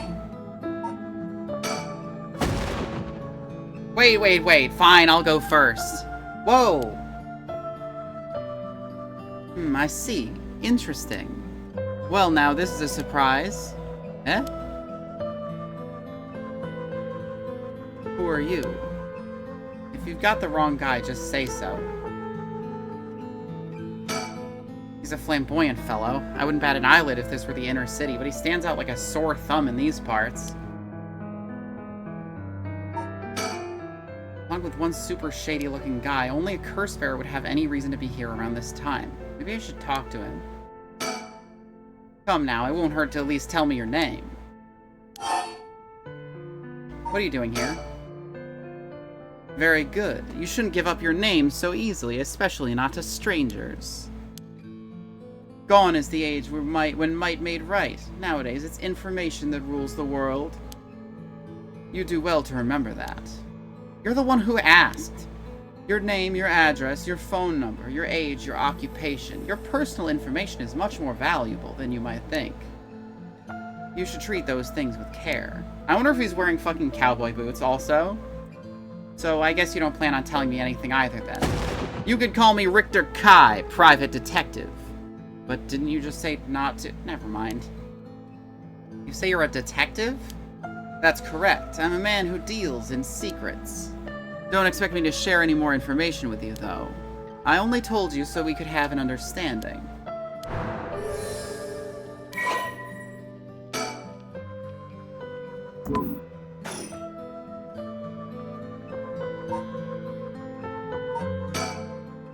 Detective? Really? Dressed like that? He might look ridiculous, but he knows what he's doing. I don't want him finding out about me. I don't think he's a curse bearer, so I'm better off just leaving him alone. Hardly anyone's around. Not surprising, seeing it's past 2 in the morning. Feels like the whole world's gone to sleep. Hanoji Bridge is a pretty unusual structure. The ends are stone, but the middle is steel. The Yoko River beneath it is actually a canal that was dug during the Edo period. Okay, let's get the fuck out of here. What's a detective doing around here? Working, and that's all I'll say about that. I could ask you the same thing, though. This seems like a strange place to stop. What brought you here? Looking for someone? I'm looking for someone. I figured it was worth seeing if you knew anything. You don't say. In that case, I just might be able to help you. Can you describe the person you're looking for? I know I said a person, but I'm actually looking for something called the Beckoning Light. The Beckoning Light. Ah, the 7 Mysteries of Honjo. That's right, a friend of mine was really into that kind of stuff. She said the Beckoning Light appears here in the middle of the night. I wanted to see for myself. Ha! Really? You're the adventurous type, aren't you? Unfortunately, I think you're out of luck. I've been here a while and I haven't seen any strange lights. Alright, well, thanks for telling me. But just wait 1 second. There's still time left for it to appear. Why don't we wait together? Thanks, but I think I'm good. Really? Well, I'm sorry I couldn't be of any more help. Alright, bye. Guess we'll go back here. Shumoku Bridge. Doesn't seem like I'll make any more progress investigating the haunted clappers. Really? Of course, I didn't just find a lighter. There were a ton of cigarette butts strewn across the ground, too. Seems like the place was well in need of some wooden clappers to warn about fire.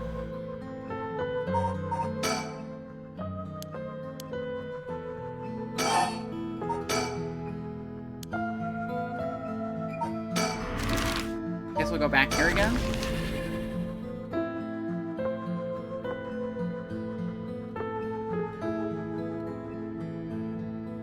The Ever-Burning Lantern's curse used to be here, but it's gone now.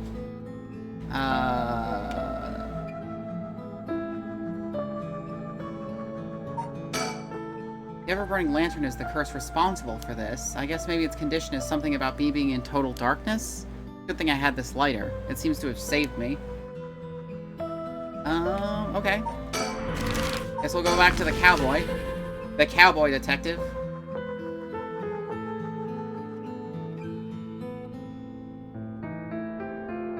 I'm here at Hanoji Bridge, the location linked with the Beckoning Light. Something else you need? No, I'm just passing by. Is that so? Doesn't seem like it has anything to do with the curse bearers. I should move on. That's right. I meant to ask. You have a light on you? A light? You mean for cigarettes? Well, I got this cheap one I picked up, but that's it. Oh, no, this'll do nicely. Are you sure? There we go.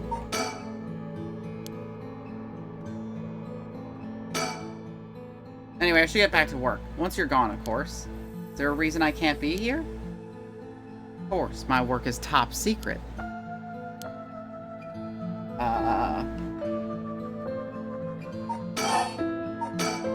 Okay. I kind of thought I had to, like, offer it to him, but... Should move on, huh? Okay, I've had a look around the area. I should head somewhere else now. Where to next? First, around Midoricho Park, at the end of South Warigesui Street, is the Taiko of Sugaru. North of there is a school called Komogata High School at the location of the Fool's Procession. It should be around here. Okay. Let's check out the, let's check out this one first.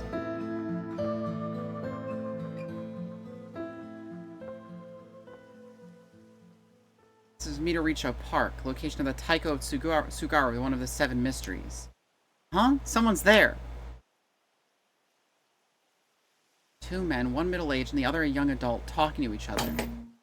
Alright, Taiko of Sugaru. So yeah, this was just... Why was this guy allowed to have a drum in a tower? I don't know what the requirements for this could possibly be.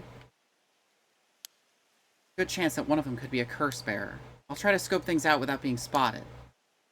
Pick up their conversation from a distance. I have to focus in and watch them for a while, I think. If it looks like I'll be spotted, I'll quickly hide behind the tree to move out of line of sight. Huh. They were supposed to be around here, but I don't see anyone, boss.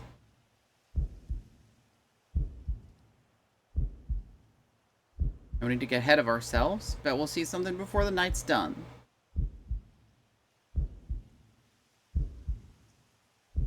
Maybe you're right, but still, the 7 mysteries.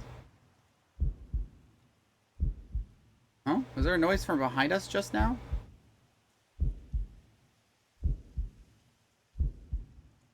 Never mind. Just my imagination.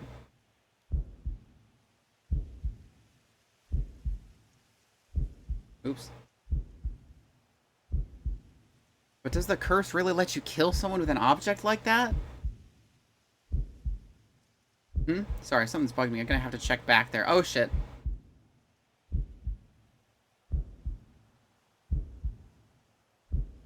Nothing. I guess this place is just keeping me on edge.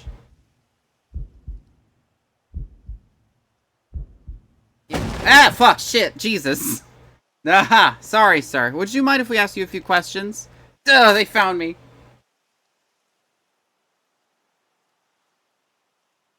Oh, you two are police officers. People often say we don't look it. Sorry if we startled you. I'm sure there's no problem, but we'll have to ask you some questions, as procedure. Oh, I'm Junario. I'm from the Metropolitan Police Department, Investigative Division.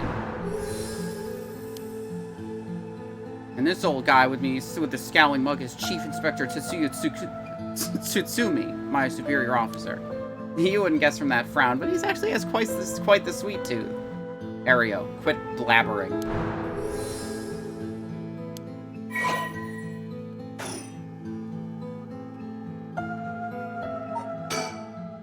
Uh-oh, they're detectives. They're not investigating the corpse that was here. Are they? No, I'm still fine anyway. It's not like the curse should show up as evidence in a police investigation. I can hardly believe how calm I am. I just need to keep a cool head and not panic. I always imagine detectives as blunt and aggressive, but I guess there are some pleasant ones too. He's as intimidating as I'd expect a veteran cop to be. First that private detective, now police detectives. Why today of all days? Now first, can you show me some ID with your name, address, and occupation? I'm be okay. I'm better off just going along with it. Wow, you work for Hikaku Soaps? I hear them raking it in lately. That's true? I don't know much about that. I'm just a recent hire. People are loving the new hair product you have. I use it all the time myself. Thank you for your patronage. Ario, you use hair products. Get with the times, boss. Guys nowadays all use these things. Isn't that right, Mr. Oki? Yeah, sure. You even make men's cosmetics now. That's so. What a time we live in. Sorry, Boston's kind of a caveman who thinks using only a bar of soap for all his washing makes him cool or something. I don't think that. I just don't care enough to use anything else. Actually, we do have an all-in-one soaps for just that purpose. There are plenty of people like you. Ha! Hear that, Ario? That's what I'm talking about. You should put out more of those. Aren't you riled up? I'll leave the questions up to him. I got nothing to ask. Anyway, Mr. Oki, what is it you're doing here? Actually, I'm searching for the 7 mysteries. Have you heard of the 7 mysteries of Hanjo, Detective? Yeah, I've heard of them. We were just talking about them a minute ago.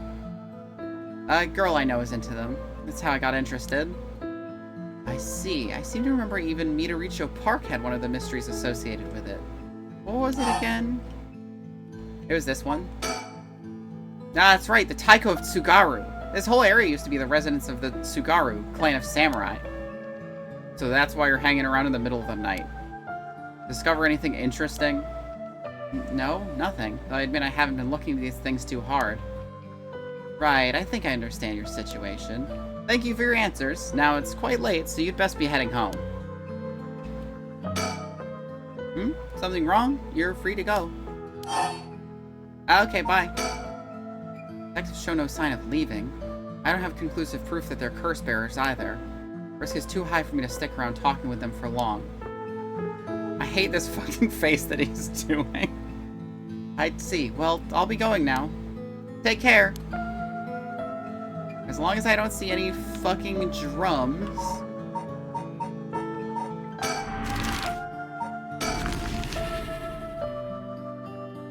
Komagata High School, front gates. Here I'm at Komagata High School. Let's see here. Ah! Someone's there! Huh? Whoa, what the? Ow. I'm so sorry, are you okay? Yeah, I'm fine, but did you just climb over the school gate? School gate's closed, but climbing over looks easy enough. A girl in a school uniform came climbing over the front gate. She must be a student here. That thing she's holding in her hand. No doubt about it. That's a curse stone. Girl's a curse bearer. Fucking murders this girl. What's going on? Why are you at school this late? Well, I'm really sorry. I'm in a big hurry right now, so I gotta go. Hey, wait. Huh? I did not press that button. I did not fucking press that. Mio, I'm sorry. Oh, there she goes. I did not press to use the curse that time. That fully was not me.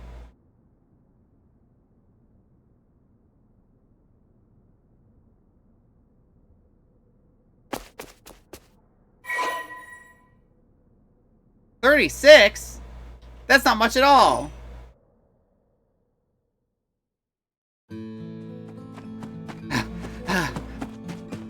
I killed her. Yeah, I got a curse bearer. This is working. I just have to keep it up. How many more do I need? 1? 2? Shogo, you son of a bitch. You're taking the reins away from me. Alright, on to the next one.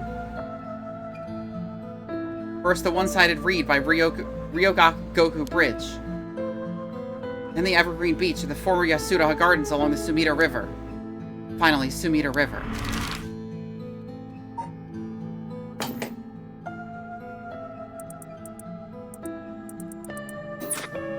Shogo, you fucker. I fully didn't press the use curse button.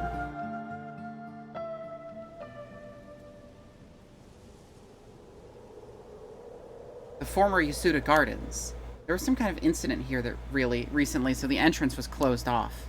But it was easy enough to sneak in since there are no guards at this time of night. However, it feels weird being in these magnificent gardens after hours. There's not a visitor or groundskeeper in sight. The Ryogoku Public Hall is also on the grounds. Its eye-catching structure makes this place feel even more otherworldly.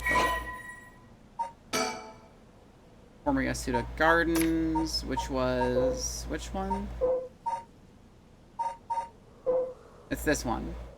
The Evergreen Beach. Question is, what do I do about this?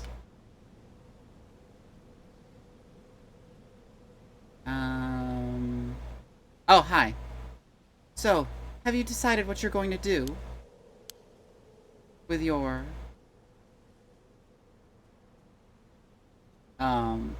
oh, so precious.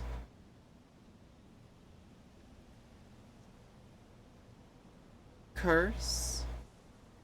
Stone? Yeah. As soon as I snuck into the gardens, a woman inside called out from behind me. I've been waiting for you. I have a curse stone. Her sudden proclamation had me at a loss for words, so the woman continued. I have you in a position where I can use my curse on you whenever I please. If you hand over your curse stone, I will at least spare your life. In that moment, all I could squeeze out in reply was, let me think about it. Which brings us to now. Alright. Damn it, did I expose myself somehow? She said she can use her curse on me anytime. I guess I've already fulfilled its conditions. It could be a bluff, but since she seems to have information on me, it's probably true. I can't hand over my curse stone. I need to figure out how her curse is activated and find a way out of here. Now, maybe I can get some information by talking about something that'd catch her interest. So this would be the Evergreen Beach. And it's literally just... people thought it wasn't an Evergreen Beach. So people were surprised when it kept not losing leaves, but then it turns out it was just Evergreen. So the weird part is that it is a fucking legend at all, like entirely. Don't tell me you still haven't made up your mind. Such an indecisive man. Wait, I might hand over my curse stone depending on certain things. Will you hear me out for a moment? Sure. Go on. If we're gonna talk, we should get to know each other better. My name's Stop? Huh? Let's not do that, alright? If I know your name, I might start to feel sorry for you. And have a harder time killing you. You would? Don't you think? 7.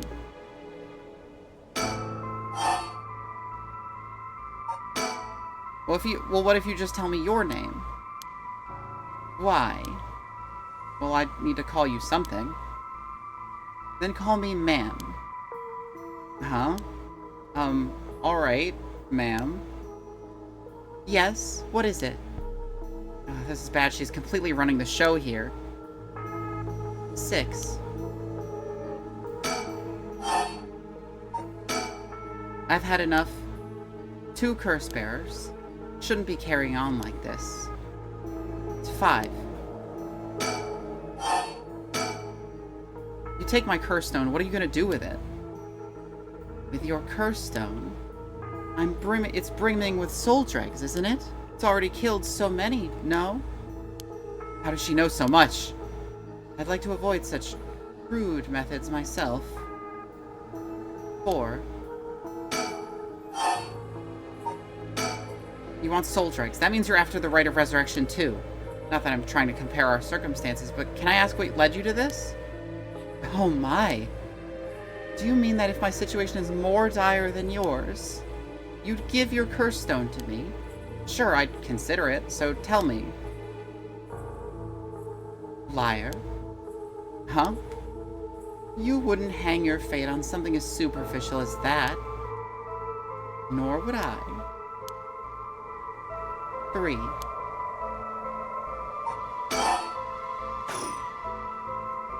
Just, like, lights the whole forest on fire. What condition have I fulfilled since the moment I stepped foot in here? Something that I'm still doing even now. Think, what could it be? Maybe something I have on me?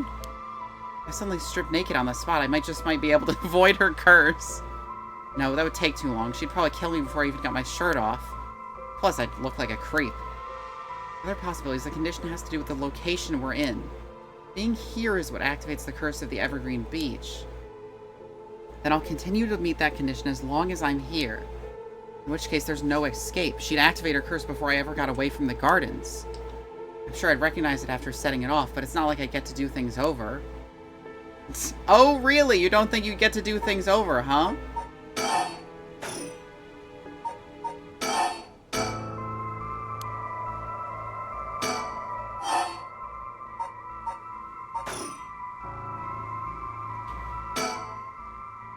Woman in her 30s. She has a refined air about her, like she was brought up in a family of high social standing. But I also sense a shadow hanging over her. I wonder if it has to do with this place.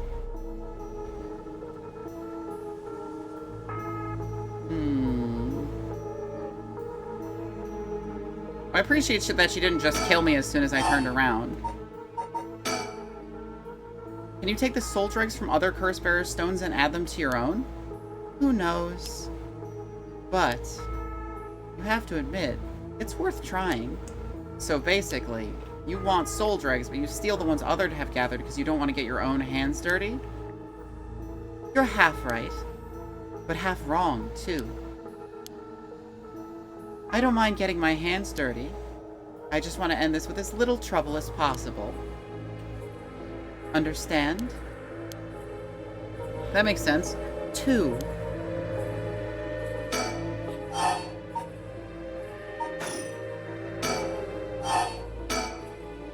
How do you know that that you haven't already set off my curse? Go on then. Use it. If I had, you could have activated it without all that bluster. And yet, here you are. Damn, does she already know about it? Or about that student from before? But if she already knows what would activate it, she wouldn't hide it. Because if you know what activates my curse, there's no way you would set it off yourself. So she must not know yet. I still have a chance.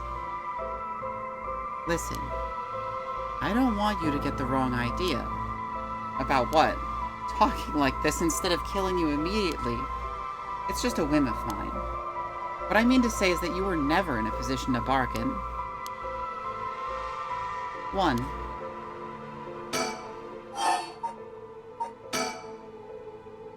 You actually can't kill me, can you? And that strange countdown from before, too. It's all just a bluff to threaten me. I don't give in to threats, so why don't you give this up and... If that's the case, give it a try then. Only one more now. Let me tell you the number. 0. Such a shame. What? This is the end for you.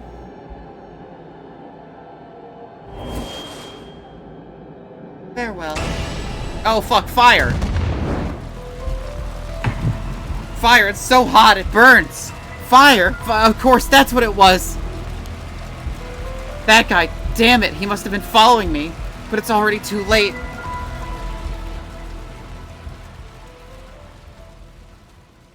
Fire, huh? So that's he must be the clappers guy. He asked if he fucking, he asked if I had a lighter, and I told him, so he knew that I had a source of fire on me, which allowed him to activate his clapper thing. It's not all in vain, however, as you finally realized how the curse is activated. Fear not, you may make as many attempts as you please from the conversation with the lady. Very well, remember how to ward off the curse when you return. But bear in mind, Shogo Oke has no way of realizing it himself, so you must react for him. I must puppet him. Okay, items. Lighter. Throw it away. Huh? Throw away this lighter. Why did I suddenly get the impulse to do that? Yes, really throw it away. Not sure why, but here goes nothing. 100 yen lighter discarded. Hmm? What did you just... Why? Why throw your lighter away all of a sudden?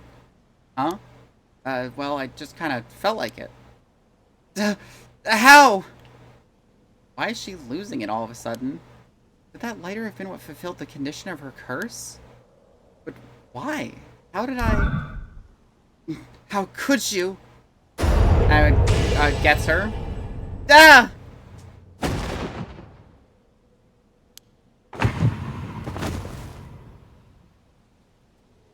That one I did do. That was me. 25%? That's lower than it was before. What?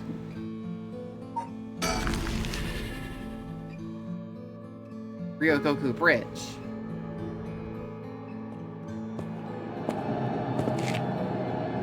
Hey, quick question for you.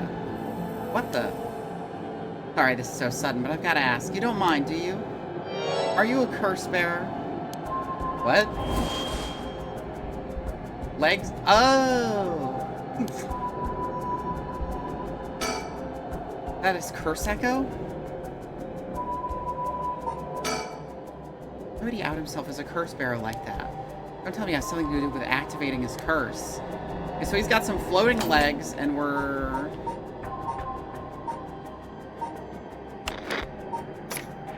He's got legs. Haunted Clappers, Evergreen Beach, Tycho.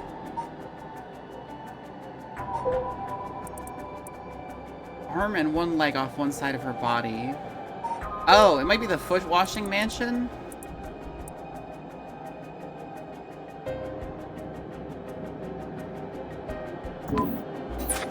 Trade houses with him. Making it obvious he's a curse bearer himself. What's he trying to pull? Maybe he's confident that he activated his curse before I activate mine. Gotta be careful. How should I respond here? I'm a curse bearer too. Yeah, I'm a curse bearer too. I appreciate the honesty. I just want to have a nice, calm little chat. The name's Yutaro Namagaki. My curse echo is the foot washing mansion. Fucking guessed it.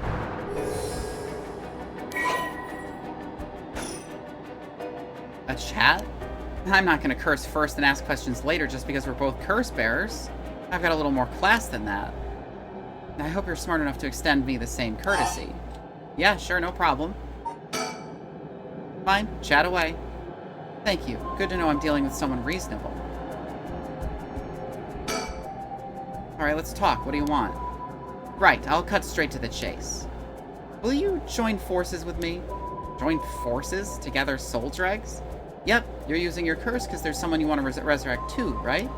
In that case, it'd be more effective for the two of us to work together than to do it all yourself. That is not true. Think about it. We can split the work and we have two kinds of curses at our disposal. Working together. I hadn't thought about that before. Can the soul dregs in one curse stone be moved to another? That's a fundamental requirement for this to work. Well, we'll have to test it, and I can't do that alone either. I see. This is going nowhere. Fine, there's no way I can accept your offer until I know that. What's to say you won't run away while we're in the middle of testing it? Well, you're just going to have to trust me. Or do you think you can collect them all yourself? I'm at 92%. Huh? Say what? That's the amount of soul dregs I have in my curse stone right now. What? Wait, are you serious? You're not even close to being on my level. I'll keep gathering soul dregs on my own. Let's forget all this joining forces business.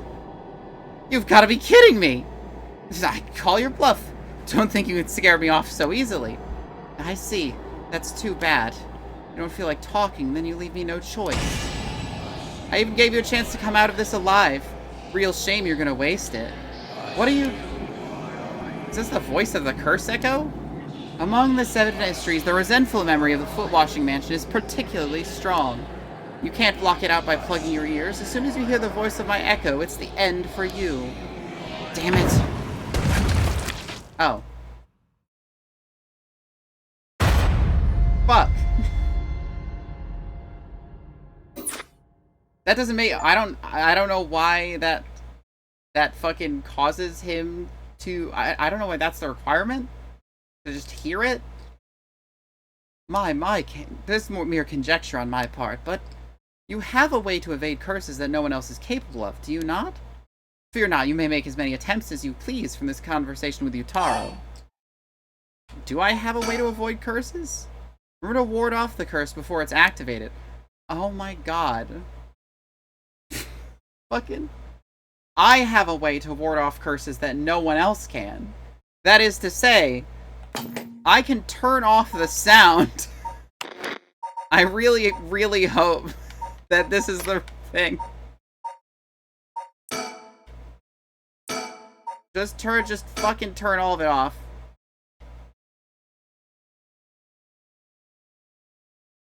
That was my thought. Hey man, what's up?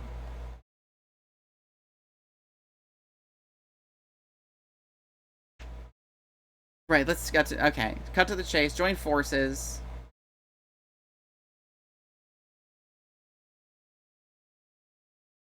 No.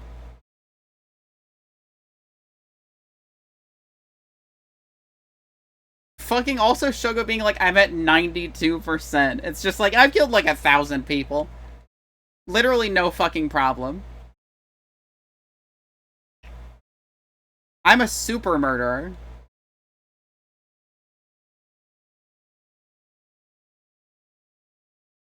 You can't block it out by plugging your ears. As soon as you hear the voice of my curse echo, it's the end for you. Damn it! Hmm? A voice? I don't hear any voice. What? There's no way! And yet there he is. And yet there he is, perfectly unharmed. How? What's going on here?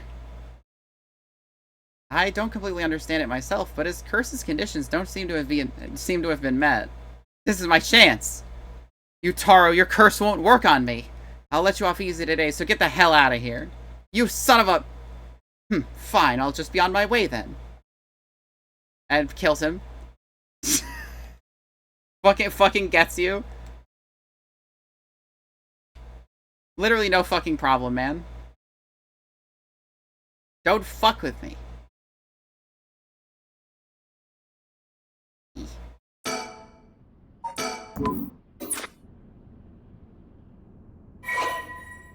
20%. I'm literally losing soul dregs. Do these guys have less than 0 soul dregs somehow? Thank God, now I've got the last of the soul dregs I need. What are you talking about?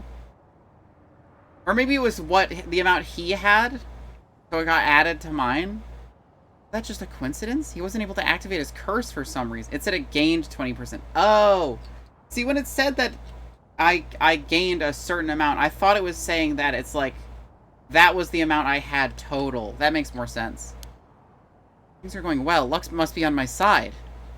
Oh, I should check my curse stone. Should have gained a lot just now. What the? Ah! Oh, there he goes. Story chart unlocked. Oh, fuck, it's like one of them nonary games. Frick. Pardon the interruption, but I'd like to take a chance to tell you about the story chart. This is the screen with which will appear when you open the story chart.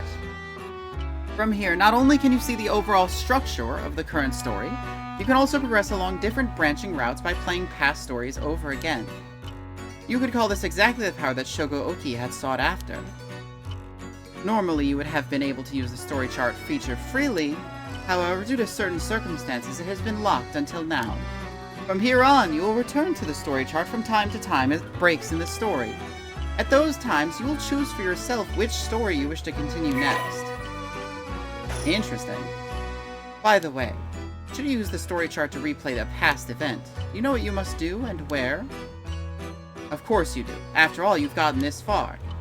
What trigger did Yoko Fukunaga set off that led to her dying the way she did? You've come this far several times, so I have every confidence you'll be alright. Have I? As long as you make sure not to do that thing. However, like with the lighter in the voice earlier, Shogo Oki has no way of knowing that himself. Ah, on that note, I am curious. Have you determined how many people Shogo has killed with his curse? Well, it would be... Fucking, let's see. So, she died to the curse, but that was before Shogo had it. He killed, the higher up. He killed the guy, the unnamed guy with the curse. He killed the high school girl.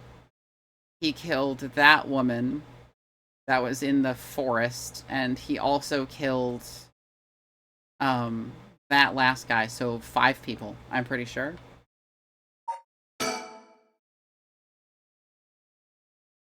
I see. So that is your understanding of things. As it turns out, the correct answer is 1.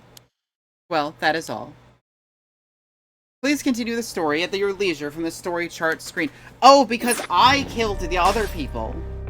He only killed the schoolgirl. I killed the rest. Like, that was me.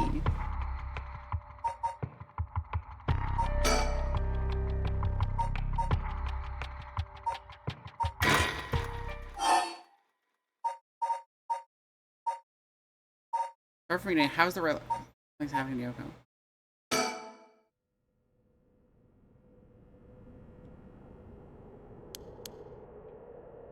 Rite of Resurrection. The other way around. Yeah. Okay. You're looking into a way to bring someone back from the dead. Does that mean you got someone you want to bring back? So, Ogopogo.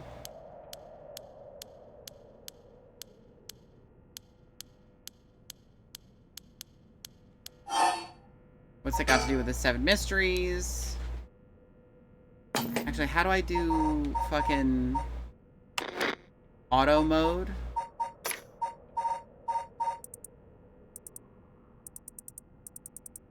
Auto is page up. Interesting. It clearly isn't, because I have hit that.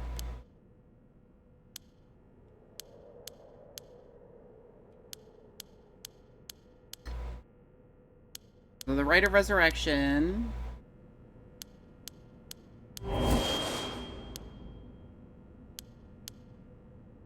Okay, so something happened.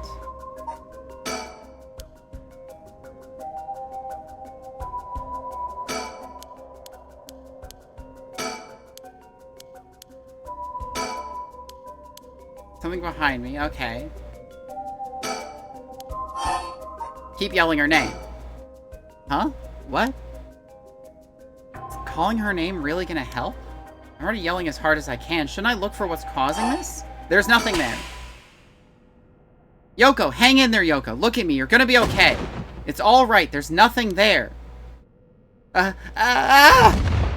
Yoko! Fuck! The curse is going to get you!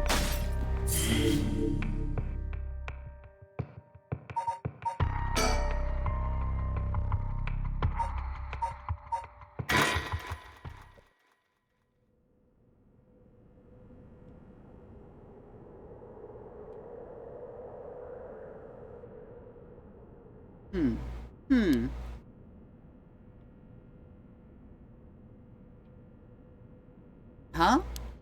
Oh, good, you're awake. What? Are you okay? You were so rattled and confused, I thought you really lost it. You feel dizzy, have a headache, or your humor's off balance? Wait, what did you say? I think I've heard that before.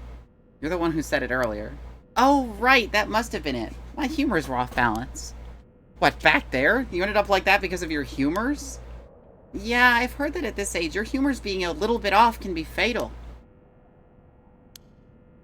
I'm glad you're back to normal now. Yeah, I'm sorry, I didn't mean to cause you so much trouble. But I really don't remember what happened. Very fatal. Extremely fatal. Sounds like what happened to me. Maybe this place is dangerous somehow? What? Are you backing out? Yeah, it just doesn't feel safe to me, and I'm worried about you. Let's call off today's investigation. Come on, I just started feeling back to normal, too. Nope, not happening. Go home. I'll even pay for your cab fare, okay? I ended up having to force a still protesting Yoko into a taxi. Even then, she still wouldn't stop complaining. So to placate her, I promised I'd search the park on my own for a little while longer.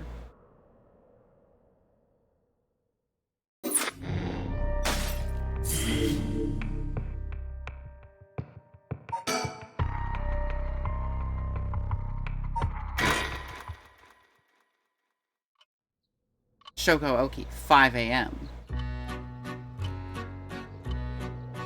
Kinshibori Park.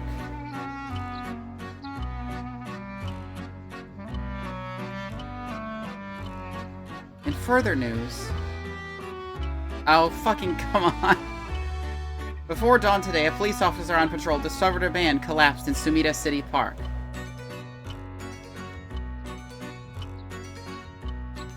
The man was taken to the hospital, but his death was confirmed shortly after. Investigations are still underway, but police suspect a connection to the other unexplained deaths found in the area around the same time.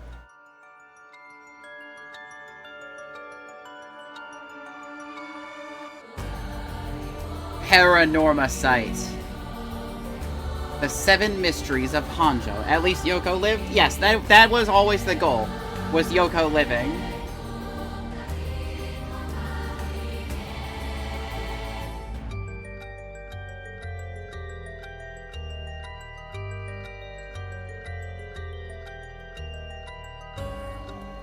Short game, but whatever.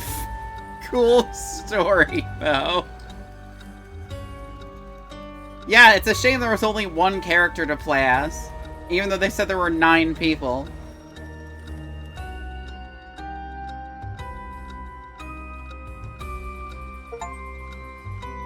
Complete the prologue. Well done in your efforts thus far. This brings Shoko-oki's story to a close. Ah, but this is not the end. Far from it. In fact, this is where the story finally begins. Zine might be the funniest word, like, ever. True. I'm not even sure what that fucking means. The routes of the 3 protagonists have now been unlocked. Haru Shigima, a woman who lost her son when he was kidnapped and murdered. Tetsuya Tsutsumi, the chief inspector of the 1st Investigative Division, who's looking into the death of an officer in the line of duty. Yako Sakazaki, a high school girl who wants to bring her friend back from the dead. A girl who died in a suspicious suicide. Each of them is burdened with circumstances that leave them no choice but to seek the rite of resurrection. Following these 3 storylines will reveal the full nature of all that is occurring. With that, please enjoy the continuation of this tale. I think I will. It's been very entertaining so far. Who do we start with?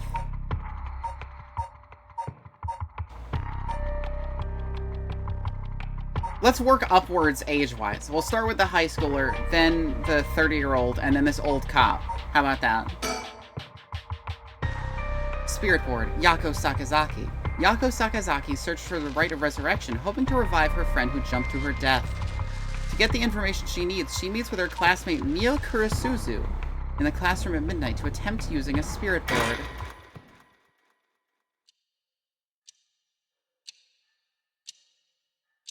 "12 a.m. Komagata High School." So she's in Komagata High School, which means she probably has fucking, the Fool's Procession. So she probably has to make people follow something.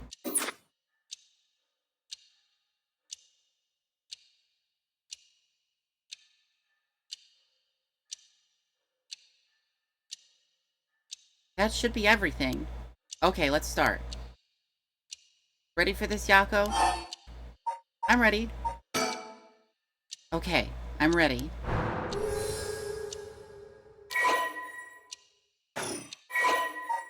Actually, let's see who we're working with here. Class 2C at Komagata High School. Unable to comprehend why her childhood friend and classmate Michio Shiraishi committed suicide, she attempted to investigate the incident herself. However, she was unable to make any progress and, feeling desperate, invited transfer student Mio Kurasuzu to join her in performing a spirit board ritual. Born and raised in Honjo, Sumida City, Yako's family has owned and operated the beloved candy shop Sonoya since its establishment in the early Showa era. Despite her modest appearance, Yako is a cheerful and vivacious young woman with a sense of duty and compassion so strong that she is easily moved to tears.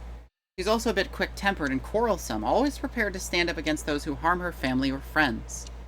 It's possible, however, that this readiness to fight is more driven by the innate love of chaos. Yako's winning streak against the arrogant boys and scraps since she was a child remains unbroken and is the source of considerable stress for her mother. Alright, let's start. This is a spirit board. This is how we'll be communicating. First, we'll both put a finger on the 10 yen coin that's on the board. Okay? Like this? Just like that. Relax your finger as much as you can. Now for the chant. Repeat what I say, okay? Oh, Spectre of the Spirit Board, please visit us. Your turn.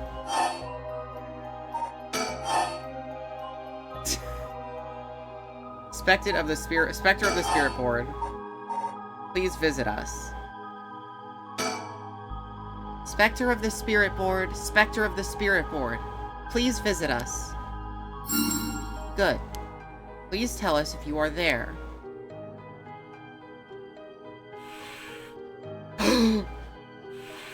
Whoa, it really moved. Looks like we succeeded in the summoning. We can ask questions now. Right, questions. Start with a question you know the answer to and see the response. Then, when you know your questions are being answered truthfully, you ask what you really want to know. Okay, I'll start with something simple.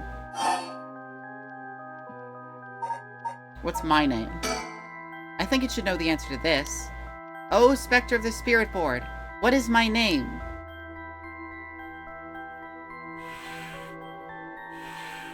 Huh? What's the matter? How strange.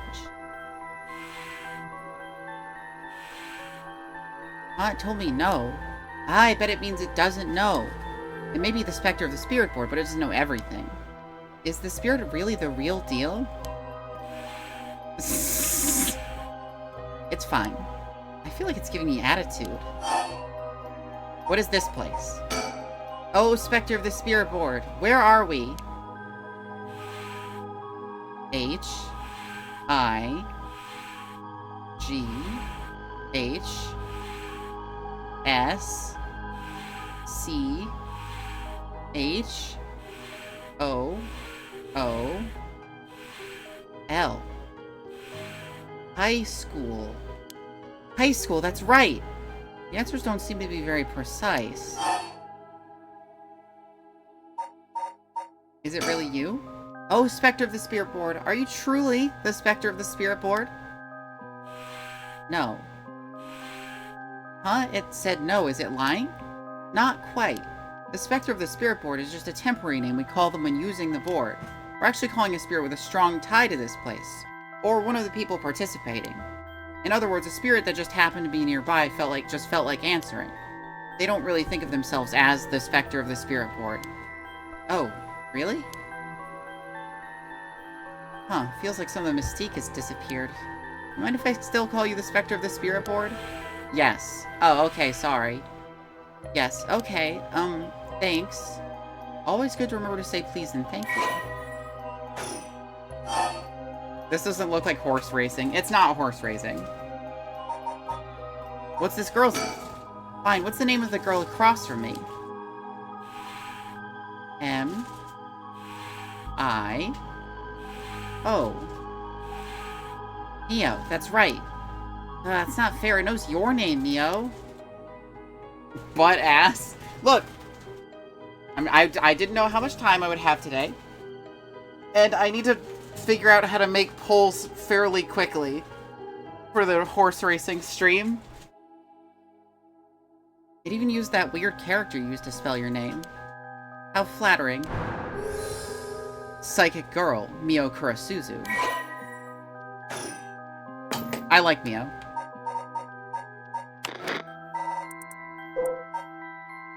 Mio transferred to Class 2C at Komagata High School about 2 months ago. Although she's an extremely mild-mannered young woman, she exudes a somewhat off-putting dark aura, which makes it difficult for her to form friendships. Mio has, however, found a friend in her classmate Yako Sakazaki, and has begun opening up to her little by little. The truth of the matter is that Mio is the apprentice of a famous psychic. Sacrifice her to Goldship. Goldship will have carrots. And that is it. And also whatever she needs to build her explosives. Possessing exceptional spirit sense, she takes on the troublesome task of surreptitiously handling spiritual disturbances that break out in schools across Tokyo before they become a problem. She transfers schools frequently as a result, and thus has trouble making human friends. Mio has already solved an incident at Komagata High School by involving a female student possessed by a spirit. Although she takes effort to hide her spirit sense, many develop an impression that Mio has a deep knowledge of the occult and the paranormal upon first meeting her, leading her to be anxious that her secrets have been exposed. The most common comment she receives is that she seems to get along well with crows and black cats. I really like Mio. I bet, even the teachers get it wrong all the time. I guess these paranormal beings just tend to take a liking to you. Huh. I don't know how I should feel about that. What is my name? Come on. I'll ask it again. What is my name?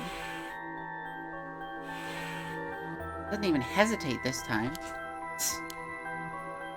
Alright, it's time to try asking serious questions. Yeah.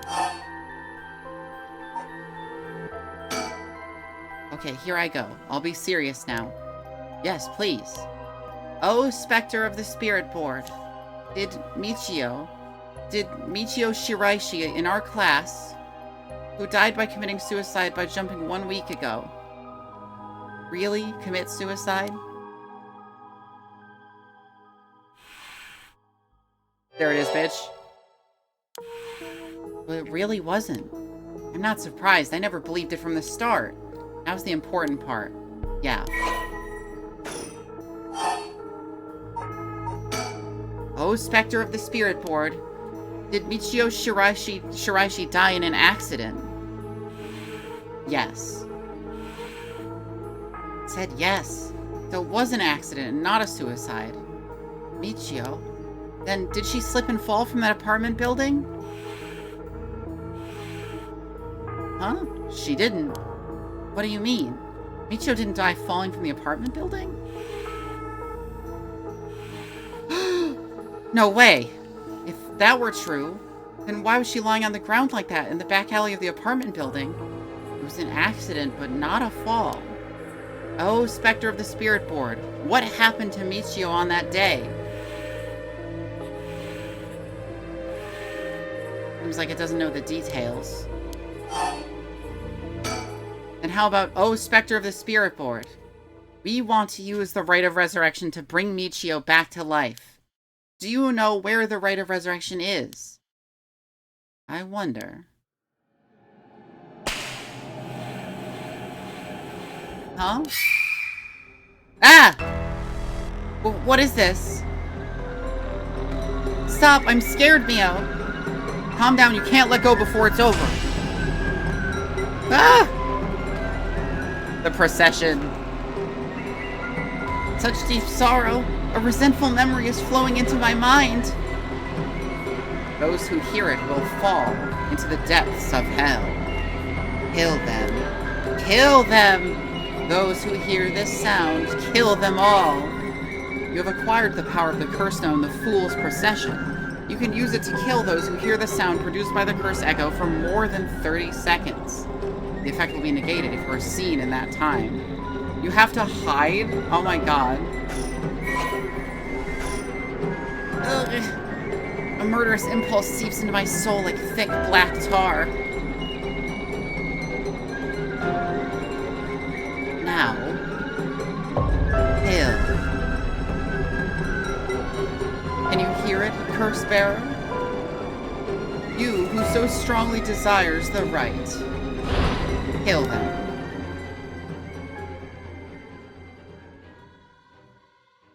This is like a fucking Holy Grail war, but for fucking curses.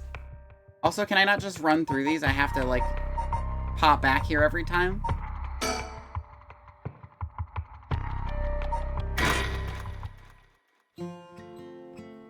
1 week ago. Yippee! Hopefully nothing bad happens.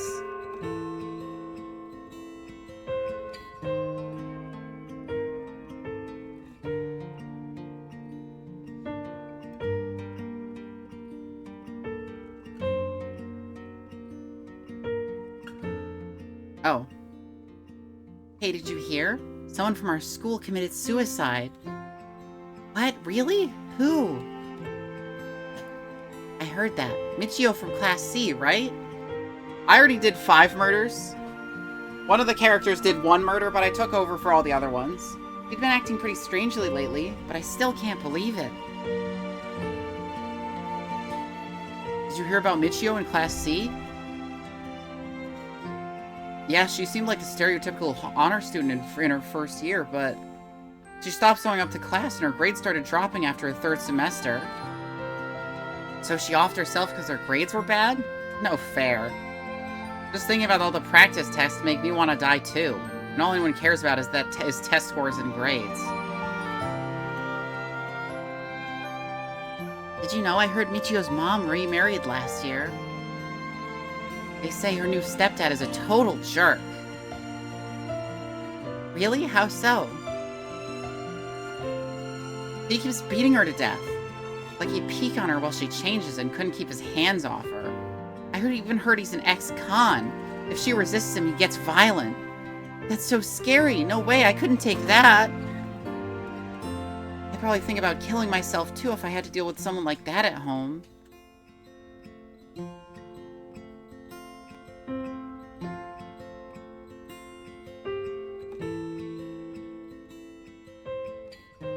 You hear about the suicides on the news, but for it to happen here, it's a little scary.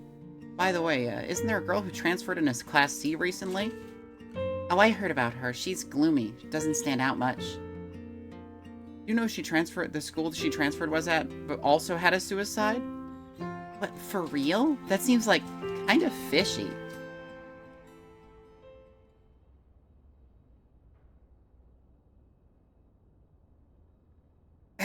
There might be some of you who already know, but as a member of our class, Michio Shirashi passed away last night. Okay, calm down. I know this comes as a surprise, but please keep quiet. The cause of death is still under investigation, and there's nothing we know for certain at the moment. Detailed investigation reports will come from the police, so please don't go spreading any rumors. Got it? We're sending everyone home for today. No dilly-dallying on your way. School will be off tomorrow as well. Hey, you, stop celebrating. Show some respect. Hydrate? I can do that. I can freaking hydrate. If I can open this bottle. There we go.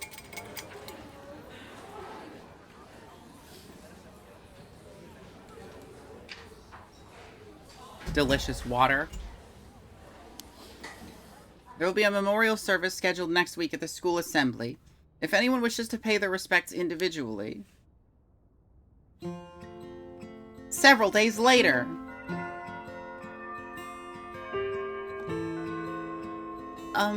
Yako? Sorry to bug you. You seem a little different from your usual self. I hope I'm not being a nosy. Thanks, Mio. But, thanks, Mio. Was I acting that strangely? Yeah, enough to make me worry. If you want to talk, I'm happy to listen. Yeah, this is the perfect timing. There's actually something I want to ask you. Yeah?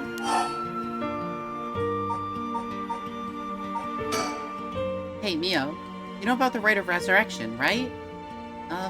Yeah, it's that thing Mr. Araishi apparently discovered and wrote an article about. I doubt there's many people who don't know. He's always talking about it. Do you believe it's real? Uh-huh. Well, sounds a little too good to be true to me. But on the off chance that it really works, we could bring Michio back to life with it. I want to find it if there's even a slightest chance of bringing Michio back. But how will you look for it? Right, that's the thing. You know that spirit board thing that everybody's been doing? Where you summon a spirit and ask it whatever you want? Yeah, I know it. I want to try it out. There's something I want to know. Why are you telling me this? I mean, you seem like the type to know about this stuff. Oh, I do? Yeah, you look like you're really into that occult stuff. You know, you got that kind of gloomy look. I don't know how I should feel about that. But you do know how to do it, right? Well, yes, I think I probably know a little more than most. Okay, please help me. You're my only hope.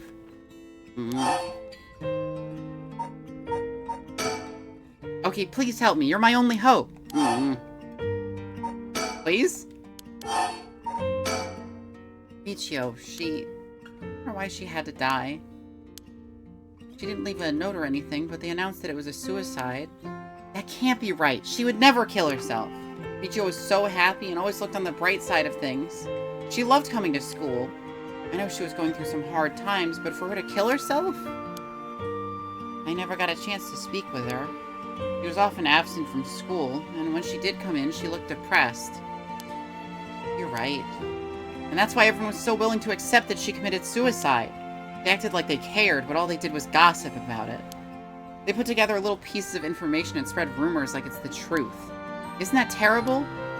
Yes, it is. I heard some that are really awful. In the end, the only reason they're able to say stuff like that is because they aren't personally involved. It's true she didn't get along with her new stepdad and that her grades went down. But to say things like, how sad, no wonder she killed herself. How dare they? She always told me that she was okay whenever I talked to her because I was worried. She would have told me if there was something bothering her so badly she'd kill herself over it. Uh-huh.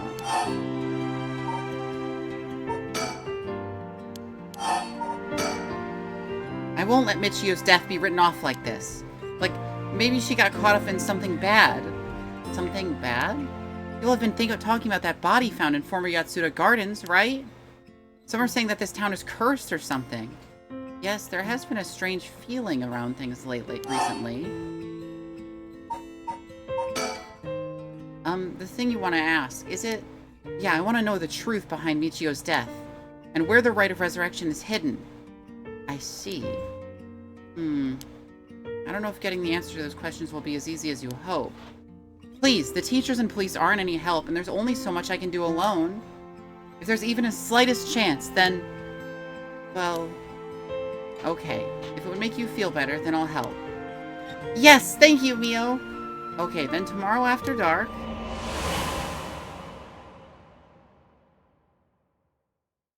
Well, I hope Mio doesn't die as a result of this. That would be very unfortunate. Komagata High School, Class 2C.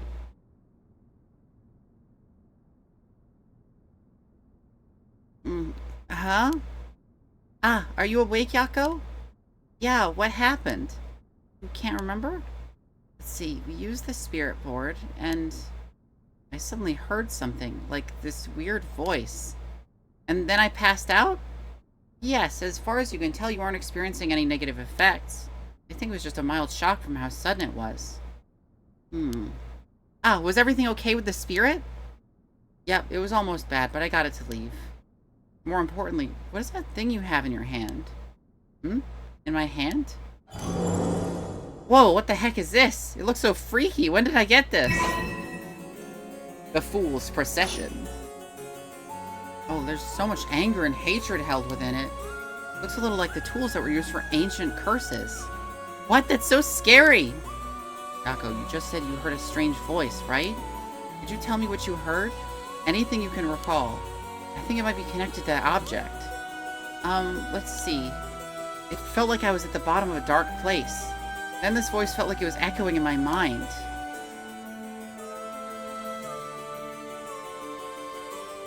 After that, it just kept shouting, "Kill them!" I see. Thank you. Yako? I think you may have exactly what you need in order to use the rite of resurrection. A curse with the power to take people's lives and turn them into soul dregs. What, you mean this is a real curse? I know I just said I wanted to use the rite of resurrection to bring back Michio, but why? Why me? It makes no sense.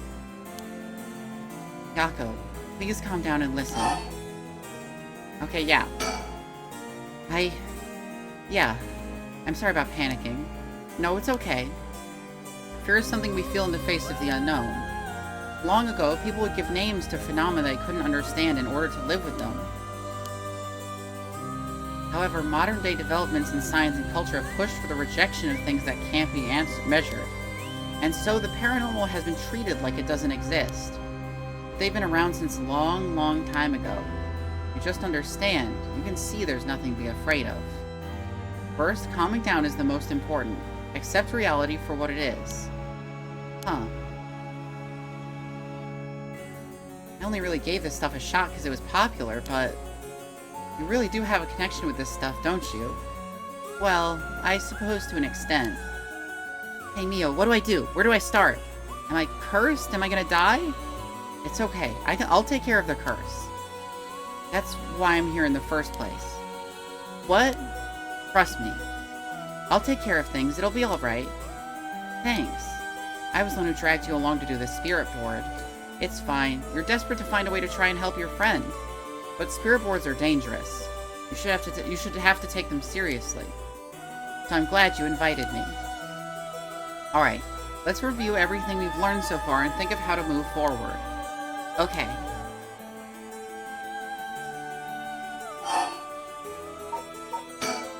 What is this curse? Am I cursed? Well, I've only looked into it a little, but I wouldn't quite say you're cursed. It's more like you've gained the ability to use the power of a curse. So there shouldn't be any kind of negative paranormal effect on you. The power to use a curse. You mean this curse stone? Yes, if the curse stone is used under certain conditions, a curse will be placed on someone, taking their life and turning it into soul dregs. Soul dregs are said to be required to enact the rite of resurrection. Normally, a curse is a spell that would only be usable by Onmyoji of considerable talent. I believe that curse stone makes it so that even normal people can use them. The mysterious voice said the curse stone is called the Fool's Procession, right? Yeah, that's from the 7 Mysteries of Hanjo, right? Our school is said to be connected with a story with the same name, one of the mysteries. Right, I don't think it's a coincidence. This is just a guess, but it's possible that you were chosen because it could feel your desire for the rite of resurrection. So someone like me with no knowledge could curse someone? Yes, but it's still nothing to take lightly. You could end up having it redirected right at you. To tell you the truth, something unusual did happen while we were using the spirit board. It happened right around midnight, I think. This whole area seemed to be under the effect of the Feast of Shadows. The Feast of Shadows? Yes, it's a type of spell that temporarily boosts the potency of the supernatural. It also has the effect of making the powers of certain curse echoes manifest more easily. Judging by its strength, I'd say it probably covers about a 3 to 4 kilometer radius. 3 to 4 kilometers? That's big enough to cover all of Sumida City! Yes, I think the Feast of Shadows was used to cause the resentment lingering in the area to manifest as curse stones. Someone did this. But who? I don't know enough to say. But it's likely it was done by someone who wants to uncover the rite of resurrection. This isn't something to happen naturally. I see.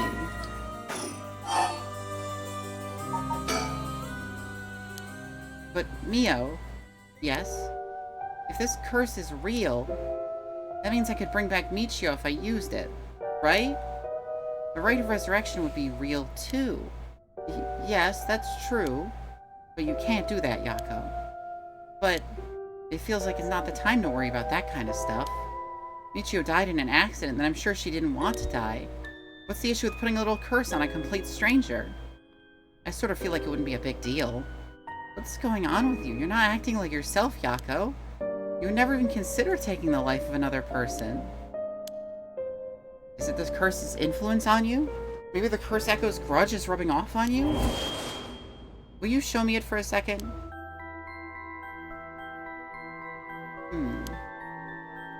Is there something inside it?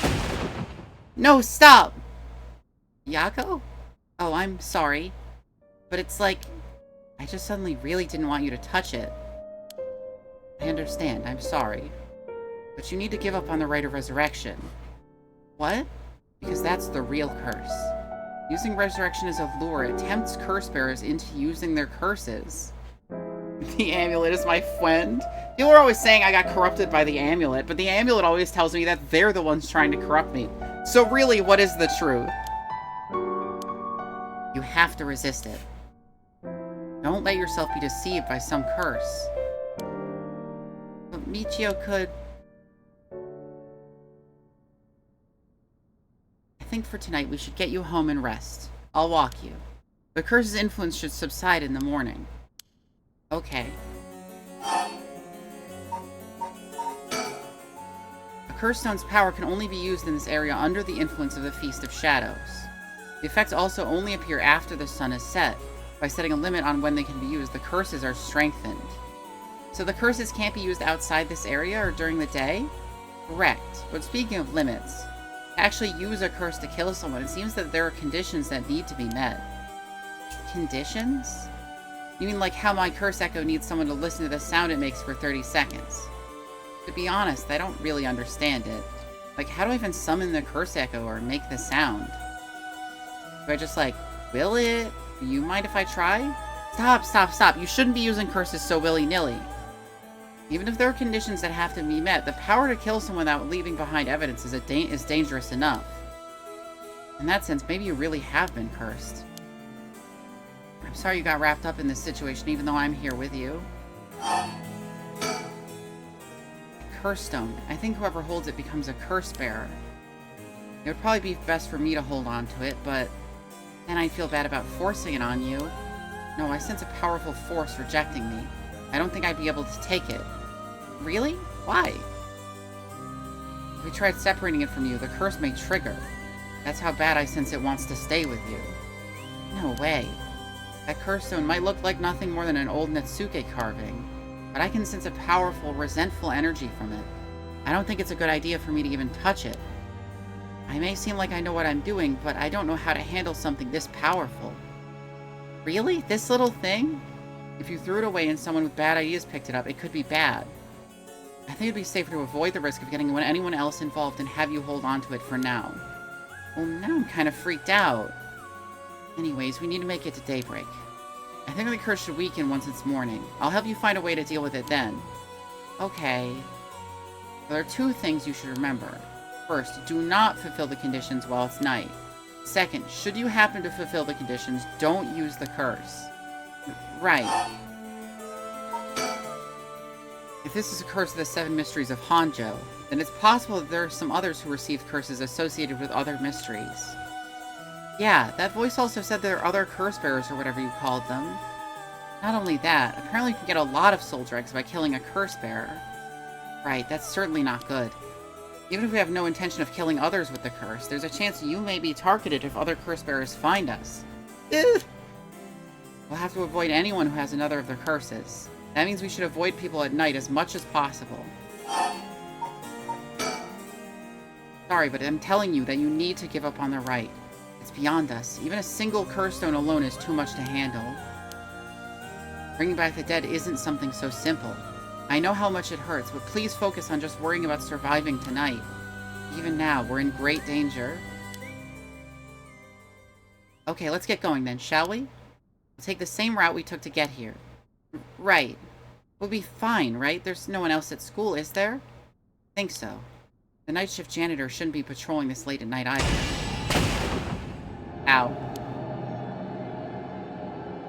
Oh, what? Why'd all the lights go out? Mio, are you okay? Hello? Mio? She's not here? What's happening?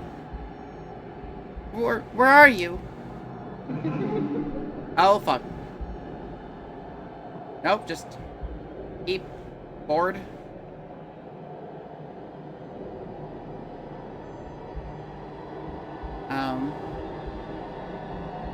Hello?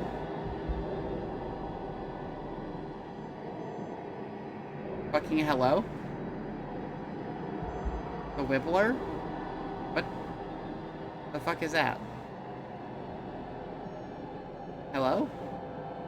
Oh, great, I'm there! Oh no, what was that? Get me out of here, Mio! Mio, where are you? Yako, I'm here! Over here, can you see me? Huh? Where? I can't see anything. I don't have a lighter or nothing. I see windows. Not that way, Yako. Behind you. I'm behind you. Turn around this way. It's pitch black. I have no idea which way I'm facing. There you are, Mio. This way, over here. Be careful. Your field of vision is being limited. Right.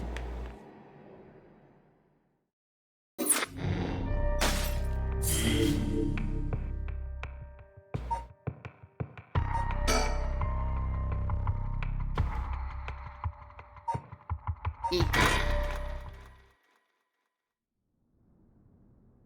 1 a.m. And so inside Komagata High School. Hey, Mio, what was that just now? Could it be another curse echo different from mine? I think so, yes. We may have been discovered by another curse bearer. Oh, that would be fucking crazy fast. Hmm? What's wrong? Shh. Someone's there, in that classroom. What? Something moved inside. Well, I should fucking just leave. You don't need to check it out, right? Let's hurry and get out of here. Maybe. The person who used that curse echo may be in there. We could just see who it is. It could help us later. Right. Okay, just a glimpse. Be careful.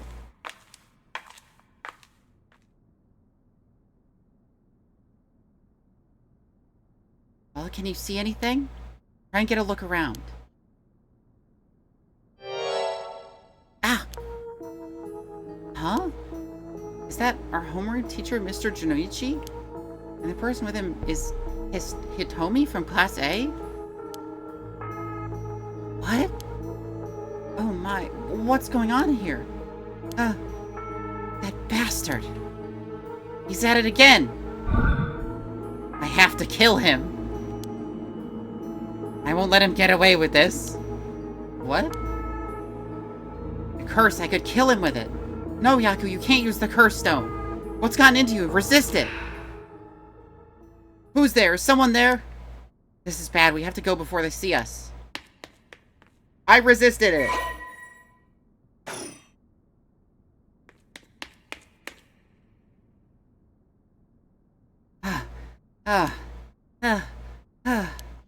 Seems like they're not coming after us. Let's hope they didn't see our faces. But Yako, what came over you all of a sudden? Sorry. Thanks for stopping me. It's like this uncontrollable rage suddenly welled up inside me. I don't know what's gotten into me. I can barely even remember what happened. I'm really sorry. I do think it's partly the curse's influence on you, but we certainly saw something shocking. My heart's still pounding. I'm a little surprised you know Hitomi from Class A. She tends to stand out a lot. Gotcha. I haven't played this since the demo on Next Fest, but who's the main character? Because I remember it being some guy. Well, the guy that is introduced at the main character at the beginning fully died. So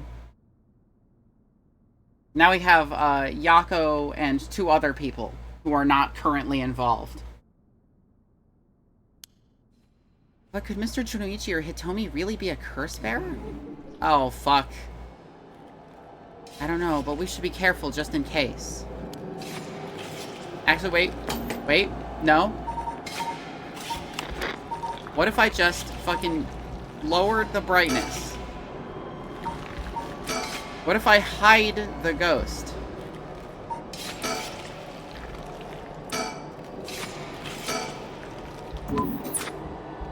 I can still see it. I can still see the fucking ghost. Damn it.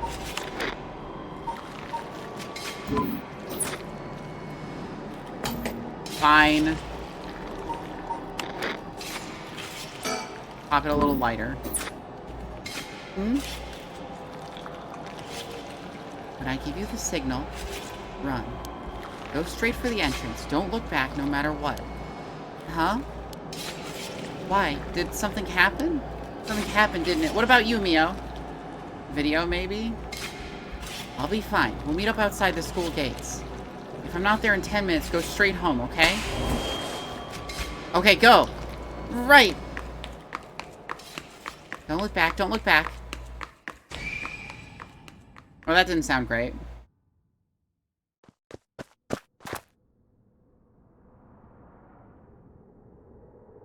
I have to get outside. Let's see. To get to the gates, I go by the gym and...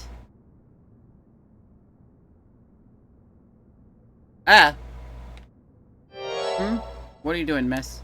You shouldn't be here this late. You know what time it is? Oh, Mr. Ashimiya.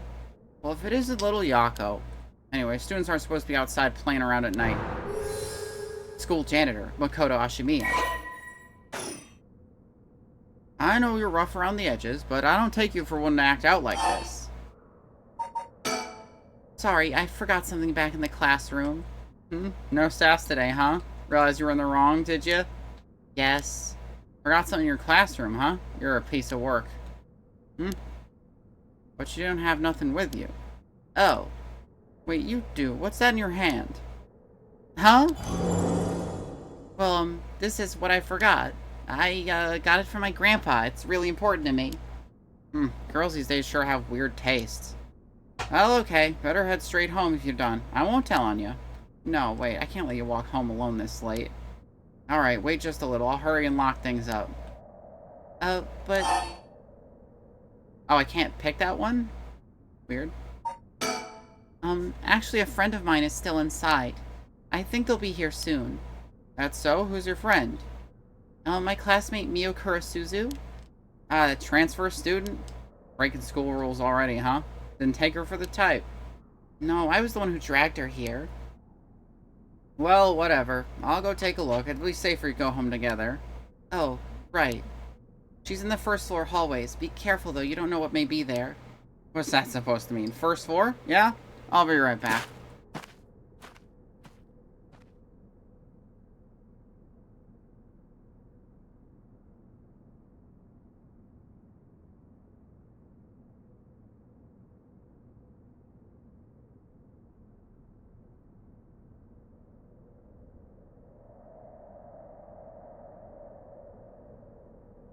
Late. I'm waiting for 20 or 30 minutes, but there's no sign of her. I'm starting to get worried. I'm gonna take a look.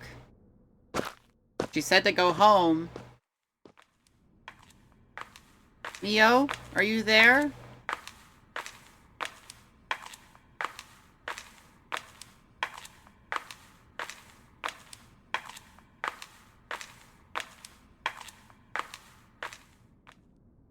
Huh? Oh, damn it. Ah! Well, Mia, what happened? Where did I go wrong this time? I don't know who this lady is. It's my fault. It's all my fault. I left her alone with a curse bearer. Mio. I'm sorry, the truth is, ew,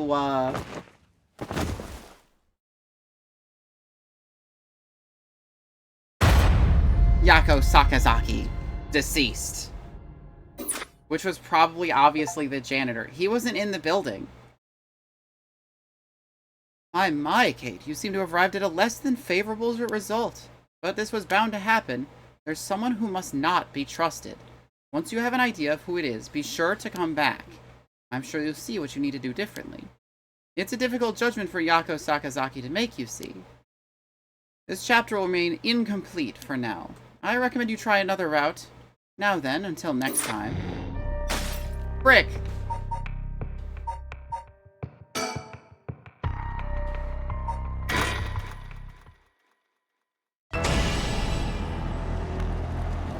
May those whose mock fires perish in the flame. Kill them. Kill them! The flame bearers! Kill them all! You have acquired the power of the curse and the haunting clappers. You can use it to kill those with fire or a fire-starting device on their person. The murderous impulse seeps into my soul like thick black tar. Now, kill. Can you hear it, curse bearer? You who so strongly desires the right. Kill them. Wait, I thought the other lady had this? Yeah, the other lady did have this. And that's who we're playing as right now. Now, unshrimp. It's like, okay, fine. I'll unshrimp. I'll straighten my fucking spine out. Back with me, ma'am?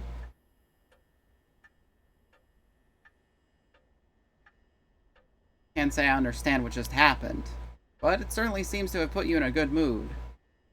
So her and the guy are a package deal. I mean, at least at the beginning. This might be the first time I've ever seen you really smile.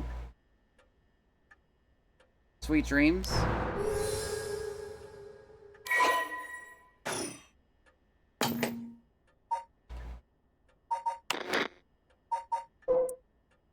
Housewife who resides in a manor near Shumoku Bridge. Her 11-year-old son, Shuichi, was kidnapped and murdered about a year ago. The death was a result of a mistake on the part of a detective assigned to the case, a mistake which enraged the kidnapper and had him cut off all contact with the police, leaving no room for negotiation. The incident was covered up and Shuichi's killer remains at large, leaving to the aggrieved Haru to call on the services of the private investigator Richter Kai to uncover the truth. The Shigema family came to the line of samurai who built their residence in Honjo during the Edo period. They assumed important positions in the police force following the Meiji Revolution, thereby protecting their family's elevated status. Even today, many in the Shigema line work as police bureaucrats and senior police officers. Haru's father sits in the upper echelons of the National Police Agency, and her husband, adopted into the Shigema clan through arranged marriage, is also a highly respected agency official. However, as her family prioritizes work above all else, it wasn't long before Haru's marriage grew cold. Though she wants for nothing, she is isolated from her neighbors and withdrawn from society. Seeing her son grow into a young man gave Haru a purpose in life, but it was cut short following the kidnapping incident. Following the incident, Haru spent many days in a deep depression, breaking into sudden fits of shouting and wandering around in the middle of the night.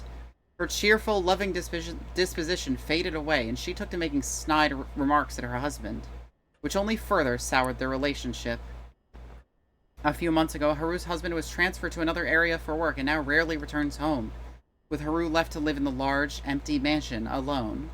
As a housekeeper who has been with the family for a long time comes in to take care of all the housework, Haru has nothing but time on her hands. No, not dreams. Sounds like something I might want to hear about. She should leverage her family name to get a Switch 2 and play Mario Kart, get some kind of hobby. True. My heart's still racing. This is it. My chance. At long last. Private investigator I hired. A friend told me about him. They say he's not very well known, but he's good at what he does. When I first visited his office in Otis City and I saw how he dressed, I could hardly believe he was a detective. But after talking to him for a while, I changed my mind. He says some strange things at times, but he seems like the reliable sort.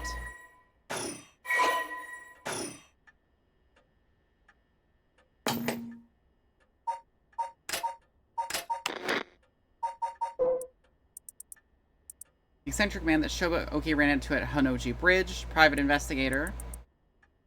Unsolved kidnapping. Once a police officer, Richter was racked with guilt over the police's inability to help all of those in need and quit the force to start his own private investigation firm.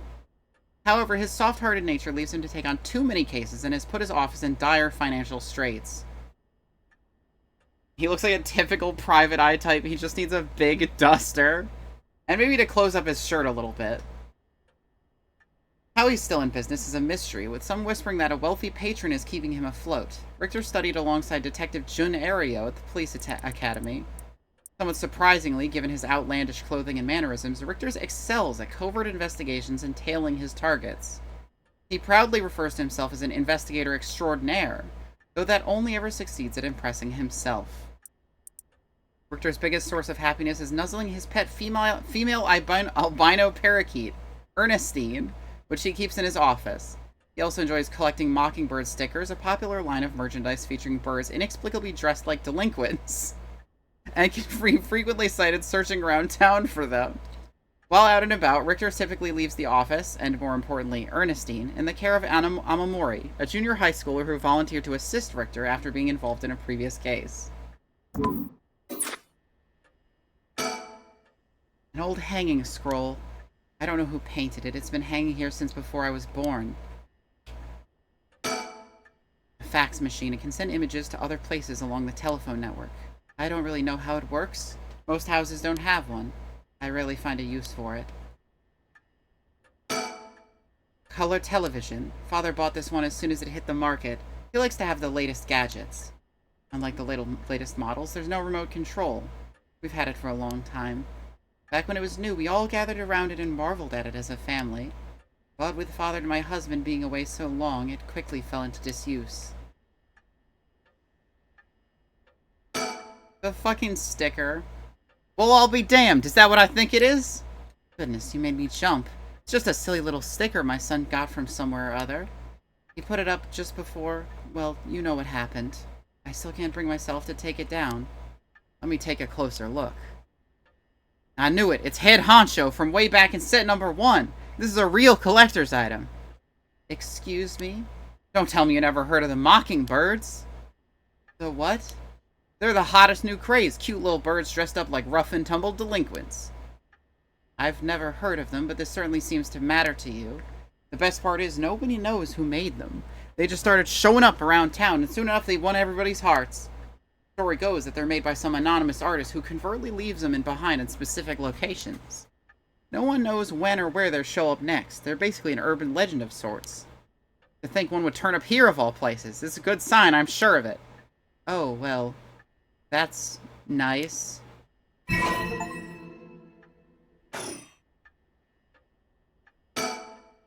A stereo unit with separated speakers designed for home use. My husband insisted on buying one, even though he wasn't one to listen to music often. An arrangement of flowers. We bring in someone to do it. I don't even know what the flowers are called. My table? The guest table. I don't know where Father got this old thing from, but I've never liked it. What the hell is that? Let me bring you up to speed. We were in the middle of a chat when you suddenly started spacing out. And the whole time you were grinning to yourself like you just won the lottery. Care to tell me what that was all about? Well, where to start?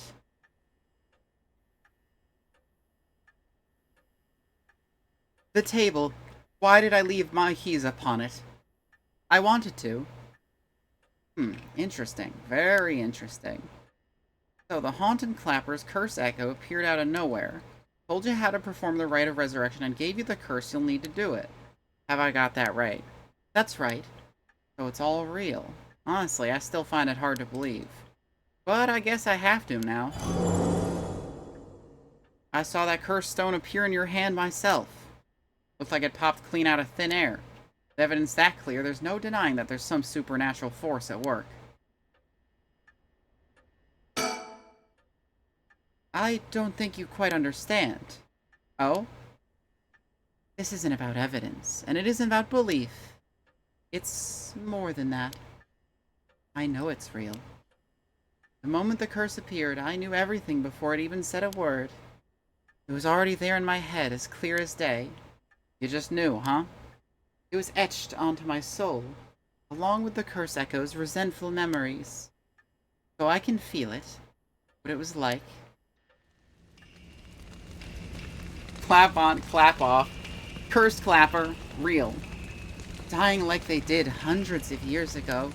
Wreathed in flame, writhing in pain as my flesh blackens and my blood boils. I can feel it.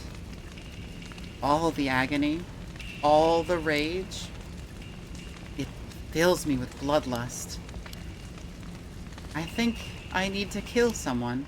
Anyone will do, just as long as they're carrying fire. I see. That could be a problem. You think so? From what I know of you, I was sure you'd see it as an opportunity. The stronger the desire to resurrect someone, the stronger the urge to kill. How it seems to me, anyway. Good grief. Talk about a spanner in the works. I say we take stock for a moment, remind ourselves where we've come from and where we're going.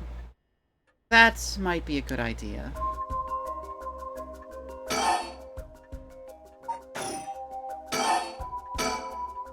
That's what you hired me for, ma'am.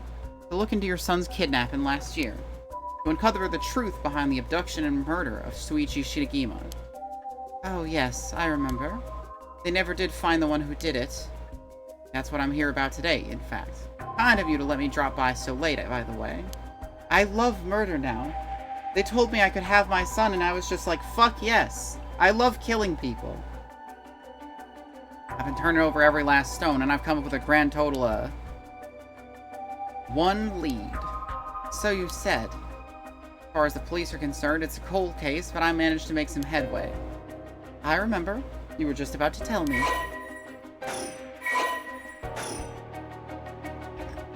Are you gonna tell me?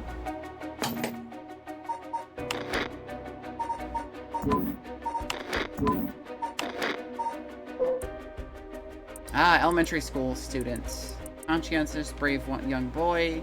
Dreamed of becoming a police officer. He wanted the Mockingbird stickers. You know, we still need to figure out exactly what you want me to do. Tell you what, why don't I tell you what I found? Then we can make a decision. Alright.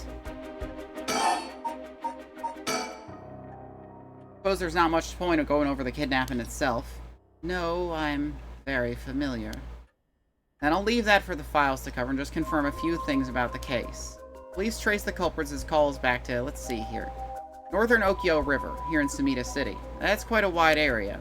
That's right. In the end, they never managed to nail down exactly where the calls were coming from. It was almost certainly the same location that Shuichi was being held captive, since Shuichi's voice could be heard during the killer's calls. Northern Okyo River is quite a distance from Shuichi's normal school commute. Factoring in that he was seen at school but went missing before he arrived at his house, it's likely that he was abducted by a car on his route home. Maybe, but... Exactly. Shuichi was a clever boy.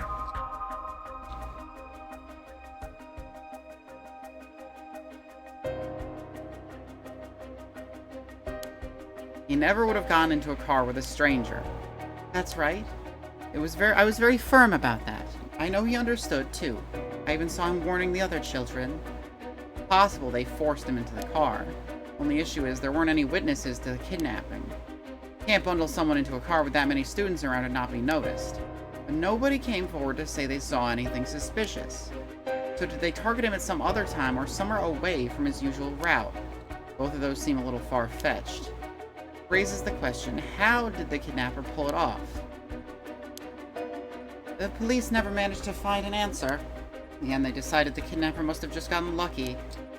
Well, why not turn the problem on its head? The kidnapper managed to convince Shuichi to get into their car, but how? The only thing that makes sense to me is if there were somebody that he would have a reason to trust. A teacher, perhaps, or a relative. Somebody else he knew. But all the adults Shuichi knew had alibis. The police checked them all thoroughly. They did, huh? No one throws numbers at a problem like cops. But if it wasn't someone he knew, or rather, what if the culprit disguised themselves as a police officer?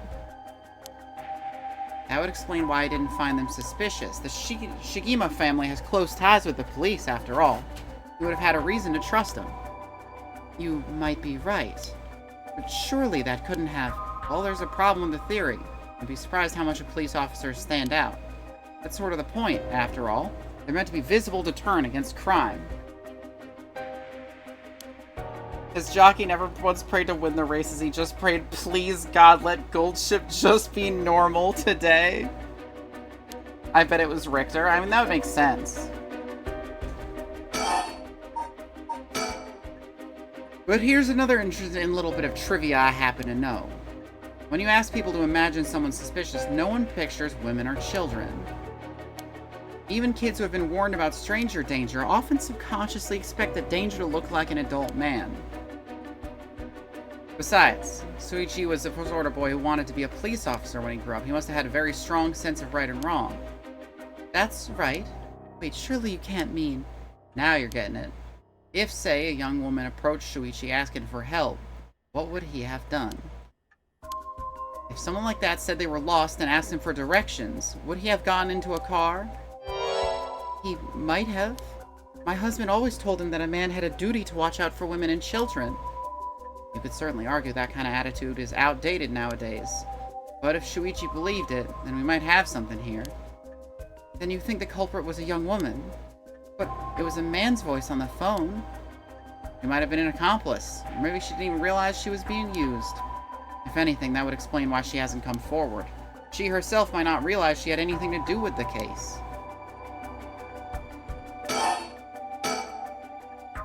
So the question is, did anyone see Shuichi speaking with a young woman on the day of his disappearance? See, what I said about people's biases, that goes for witnesses too. And I figured that maybe if I started asking new questions, I might get some new answers. So I spent my day asking around Shuichi's school route, seeing if anyone had seen something. And one man thought he had. You mean, he saw it happen? Well, I can't say that for sure yet. Turns out he wanted something from me, so he asked if we could talk in private.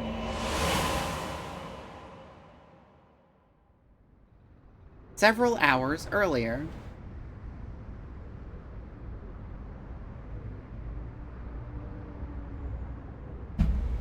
Alright, this should do. There's no one around. We can speak in confidence. Excuse me, what was your name again? Jonoichi. Got it. Well, Jonoichi, I'm all ears. Just so we're on the same page. You're a private detective investigating Shuichi Shigima's kidnapping. Do I have that right? Of course. What else do I look like? How should I know what a private detective looks like? Oh, forget it. Look, I'll just tell you straight. My life is in danger. I need your help. You'll excuse me if you caught me a little off guard. Let me ask you straight. That's the homeroom teacher guy? Yeah. Who's trying to kill you? Student called Michio Shiraishi. Interesting. A schoolgirl, eh? Sounds like you've been naughty. It's nothing like that. That girl, she's a murderer. I'm the only one who knows, but I saw what she did. Michio Shiraishi. I saw her kidnap Shuichi Shigima. Come again? So basically what I'm assuming is that she was forced to capture Shuichi by her stepfather, who then ransomed him. And when the ransoming didn't work, or when Richter started investigating her, he probably killed her. I saw her talk to him on the street and led him away. I didn't think much of it at the time, but then he went missing. She murdered him. I'm sure of it. Or at least she's got something to do with it. He ate him. That's what you're here for, isn't it? Then you can't let her get to me. That's true. You've been sitting on some valuable information. Why didn't you tell anybody? Well, you see, you can't explain that. I don't have any reason to believe you. I couldn't. She told me she'd kill me if I spoke a word. You're telling me a schoolgirl had you scared for your life? You've been sitting on that for all this time, and you think she's coming for you now that you spilled the beans? Yes, that's it, exactly. I'm begging you, don't let her get me. Arrest her, I'm telling you, she's a demon. Well, you seem to believe what you're saying. Oh, his ass is cursed? Oh, he's gonna be cursed to death for sure. But it just doesn't add up. How could a schoolgirl have a fully grown man so terrified? You don't know what she can do. She'll curse me. Curse you? I'm sorry, but you're losing me here. It's true, her house, oh, forget it, why do I even bother? You seem dubious enough to believe me, but I should have known you'd never understand. Enough, I'll find someone else to help me. Hey. Huh.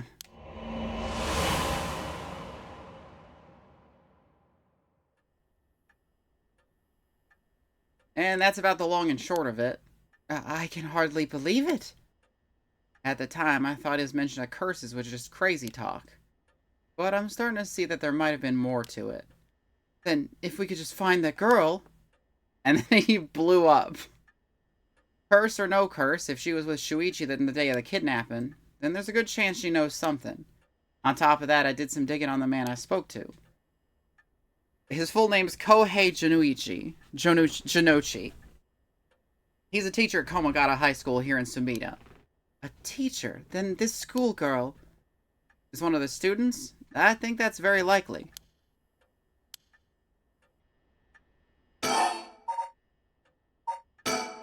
At last, we got a lead. Hopefully it'll be the breakthrough we're looking for. You know, we still need to figure out exactly what you want me to do. Okay. Well, I want you to help me kill people. The Rite of Resurrection, huh? I read about that in an occult magazine the other day. Apparently some old book showed up recently with all the gory details. And they say that the rite can be found somewhere in Hanzhou. I remember the first time you told me about that. Felt like my prayers had been heard. Like I had hope, real hope, for the first time. Ever since that awful day, I've wondered. What if I hadn't sent him to school? What if I just paid the ransom? Not a day goes by when I don't think I'd done something differently. Shuichi would still be alive. You can't blame yourself, ma'am. It was the culprit's fault, not yours. Oh, I know that won't help any. Grief is funny like that. I'm guessing that's why you're after the right? Guess I didn't need to ask. It's written all over your face. I can tell how much he meant to you. But, and this is a big but, if this rite is the real deal, using it will mean killing someone and stealing their soul.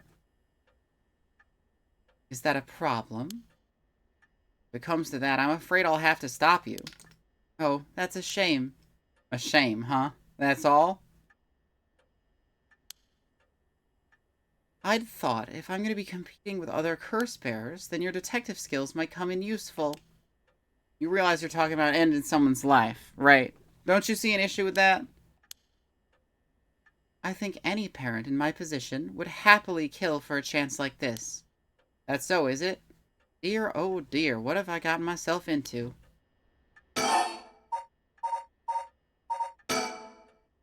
If it makes you uncomfortable, then you won't have to get any blood on your hands yourself. I don't need you to kill other curse bearers. I only need you to find them. I won't be party to murder, ma'am. Not even for a client. I'll pay you. How much can I give you to change your mind? Sorry, ma'am, but not everyone has a price. I got my policies and I stick to them. I see. I didn't realize you were so stubborn. Let me say, though, it's not like I don't get what you're going through. As long as you're not killing anyone with your own hands, then maybe I can help you out. What do you have in mind? Well, how about stealing someone else's curse stone after they filled it with soul dregs? If that was all you were after, then I could lend you my services guilt-free. The other curse bearers want to kill each other, that's their business. I'm not trying to be a hero here. I guess there's no guarantee a stolen curse stone will work, but we can worry about that later. Well then, I suppose we have a deal. Although, what if I stole a curse stone using my curse? Would you disapprove? That would void our contract, ma'am. Just warning you now. Aye.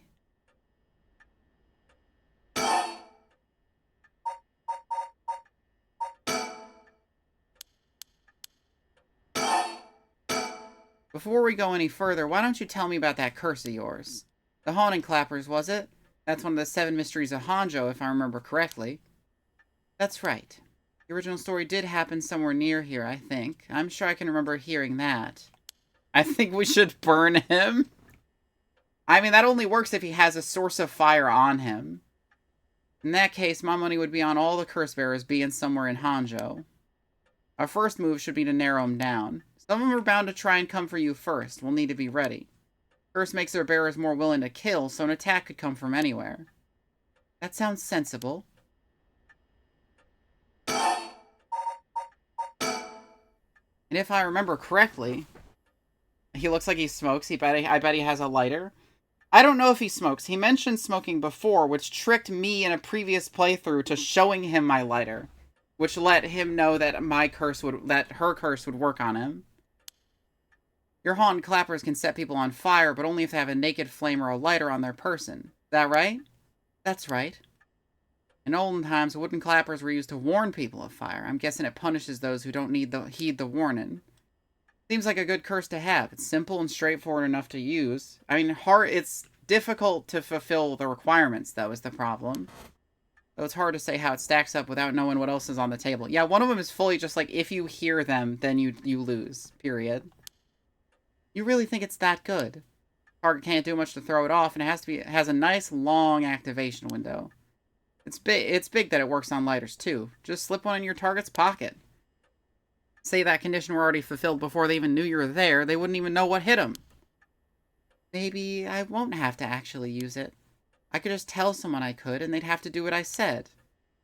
Threats could work, although without any proof, it'll come down to how convincing you can be. Yeah, that's the first one you gotta meta it.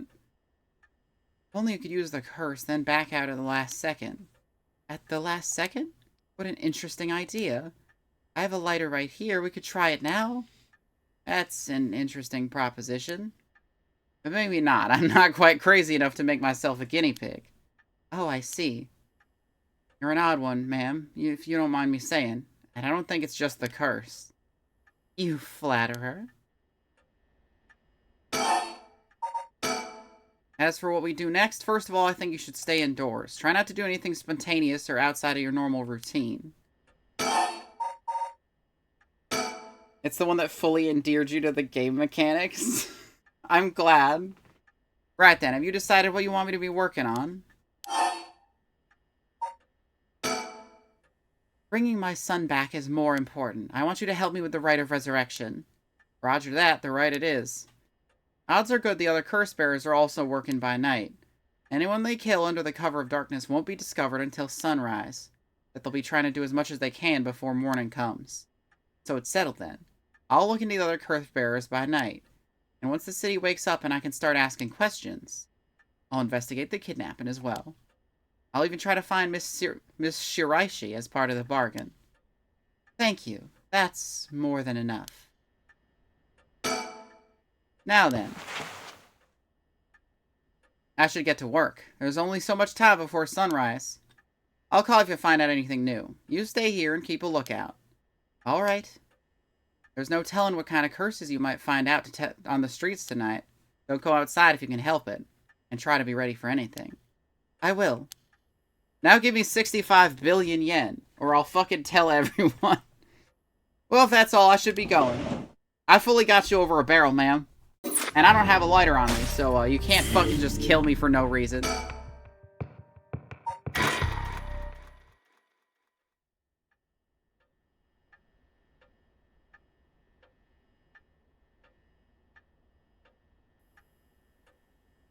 So we're just hanging out in the reception room. It's been almost an hour since Richter left. He promised he'd call me if anything happened, but he hasn't. All I can do is wait. And wait. What? That wasn't there before. I know it's dangerous to go out, but I can't just sit here and let this opportunity pass me by. I have to look for her, for Michio Shiraishi. First, I need to find more soul drags.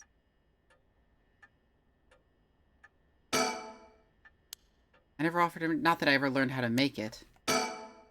What's this, a newspaper? Must have fallen off the chair. I'm not gonna read it. No reading the newspaper. It's a fax machine, I rarely find a use for it. I don't know anybody else who owns one. This is why she needs a switch. Real. There's nothing on at this hour. There's no point in turning it on. Did I put a record on? No, it's too late for that. I'm not in the mood for music anyway. Flowers put me at ease. Just a little.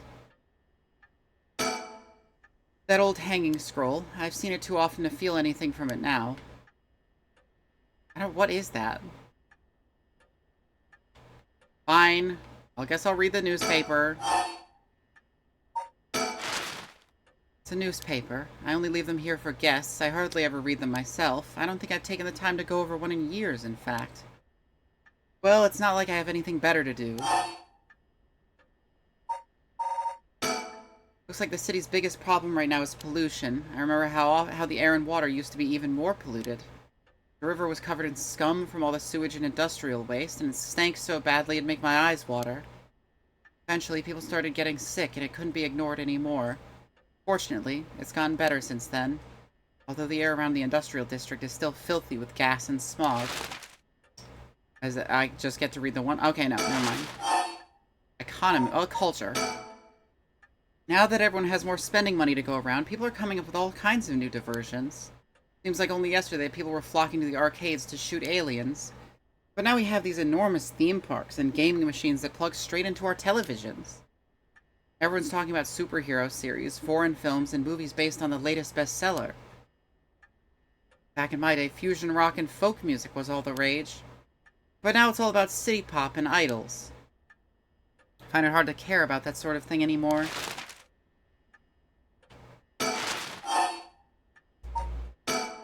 Everyone attends high school now, even girls.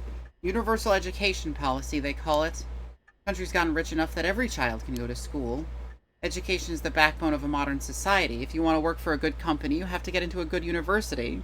Let's go City Pop! All my City Pop fans, put your hands up!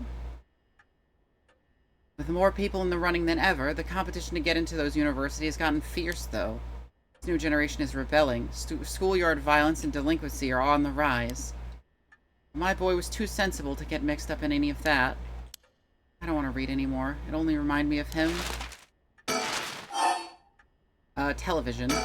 I don't really watch much television. Feels as if all the information in the world gets passed through that little black box. But Father stopped them from reporting on the kidnapping back when it happened. I was glad about that. Less fuss. Now the comedy boom is over and all the comedians are flocking to other genres. The occult seems to be really popular at the moment. Look at all these paranormal specials. I hear the new big thing is some mascot line of delinquent birds. Mockingbirds, I think it's called. Was that what Richter was talking about? Trends seem to have such short shelf lives now, with how quickly times are changing. I think I'm just too old to keep up anymore. It's young people who are leading the way with their modern worldviews. My generation will only fall further behind. The birds that say swears. Yeah, those. There's one thing Hanjo never wants for. It's horrific crimes. They found a police officer dead in a local park just the other day. A lot of my family are in the police. I sure hope it wasn't anyone I knew. I don't read the news anymore. Not since last year. It brings back bad memories.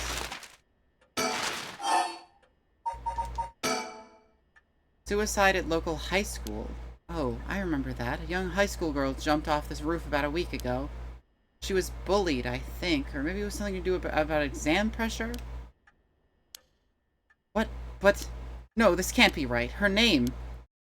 Michio Shiraishi from Komagata High School? It can't be. All sorts of articles about the current state of the economy. Now that the post-war boom has passed its peak, we're moving into the area of large corporations. It's about 220 to 230 yen to the dollar. Manufacturing is on the rise and exports are healthy. The dollar's down from its height and people are saying it could fall further. There's no denying how much the standard of living has improved in the past few years. It's common to own a car and television now, and supermarkets are better stocked than ever. Correct music for learning about the economy. Although with everyone's flocking to the city, land prices are skyrocketing. Nowadays, most people can only dream of home ownership.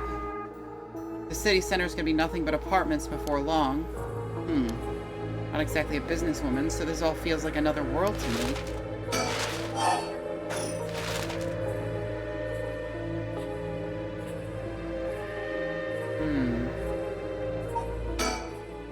Michio Shiraishi, the same girl who witnessed my son's kidnapping, committed suicide last week. But that means Mr. Junoichi was terrified of someone who already died? Is that what he meant by a curse? I can't work this out on my own. Maybe Richter will know. Why won't he call? Oh, I haven't left it off the hook, have I? That would be very unfortunate, but it's fully on there. I'm waiting for Richter to contact me, but he hasn't. I made sure the receiver is on the hook. It'll ring as soon as he calls. Ah! That must be him.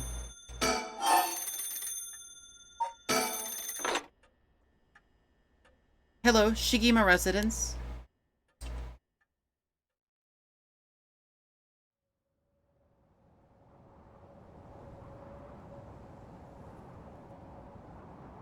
Oh my god, a bridge.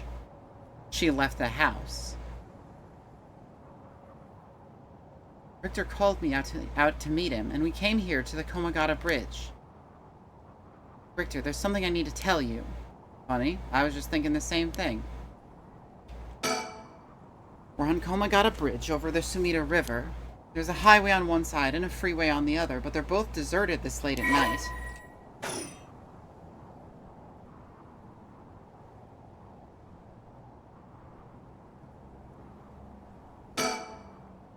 The Sumida River. The water's filthy and horrid. But at night, when it's still, it looks almost peaceful. He's gonna curse her to death, calling it now. Can I ask you something, ma'am? Is the Sumida River what you Hanjo folks picture when you think of home? I couldn't say. All I can tell you is that I can hardly stand the sight of it. Right, should have guessed. This is where they found him after he went missing. All alone, floating in that horrible water. All I can think is how scared he must have been. How cold he must have been. What did he ever do to deserve something so awful? I've come here every day since then, and I prayed to the river to give him back. Give me back my son, day after day after day. You know, in olden times, people believed rivers marked where our world met the next. The act of crossing flowing water had a huge amount of spiritual significance. Back when Edo was founded, the people of Chuo saw the Sumida River the same way. They associated the far side of the river with the afterlife. That same place would later become Hanjo. All their fear and revulsion accumulated there and took root. But then the Ryogoku Bridge sprang up after the Great Fire of Meireki, and just like that, Hanjo was part of the city too. As it turned from farmland into a town, the people surrounded it with man-made rivers and crisscrossed it with canals and waterways. Weren't those to prevent flooding? That's what I was told. They were, but that's not all they were for. Their other purpose was to contain the corruption that had built up on the far shore, and stop it leaking through to our side of the Great Divide. Like the Sanzu River. Yeah, of course. Officially, they were a physical barrier, but unofficially, they were a spiritual one, too. So if I have this right, are you saying that Hanjo is a place where the real world meets the afterlife? Komachi from Toho shows up? That would be fucking awesome.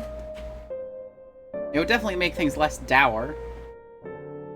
Exactly. That's why the rite of resurrection is here, rather than anywhere else. I'm sure of it. And it's probably why the 7 mysteries and their curses have survived to the modern day. And I guess that would make the spot where we're standing now, right over the water. The border between life and death. If there ever was a place where bringing back the dead might be possible, I reckon it's here. Funny you mentioned praying to the river. That might have done more than you think. Is that supposed to make me feel better? Just thinking aloud, ma'am. Well, it's a nice thought.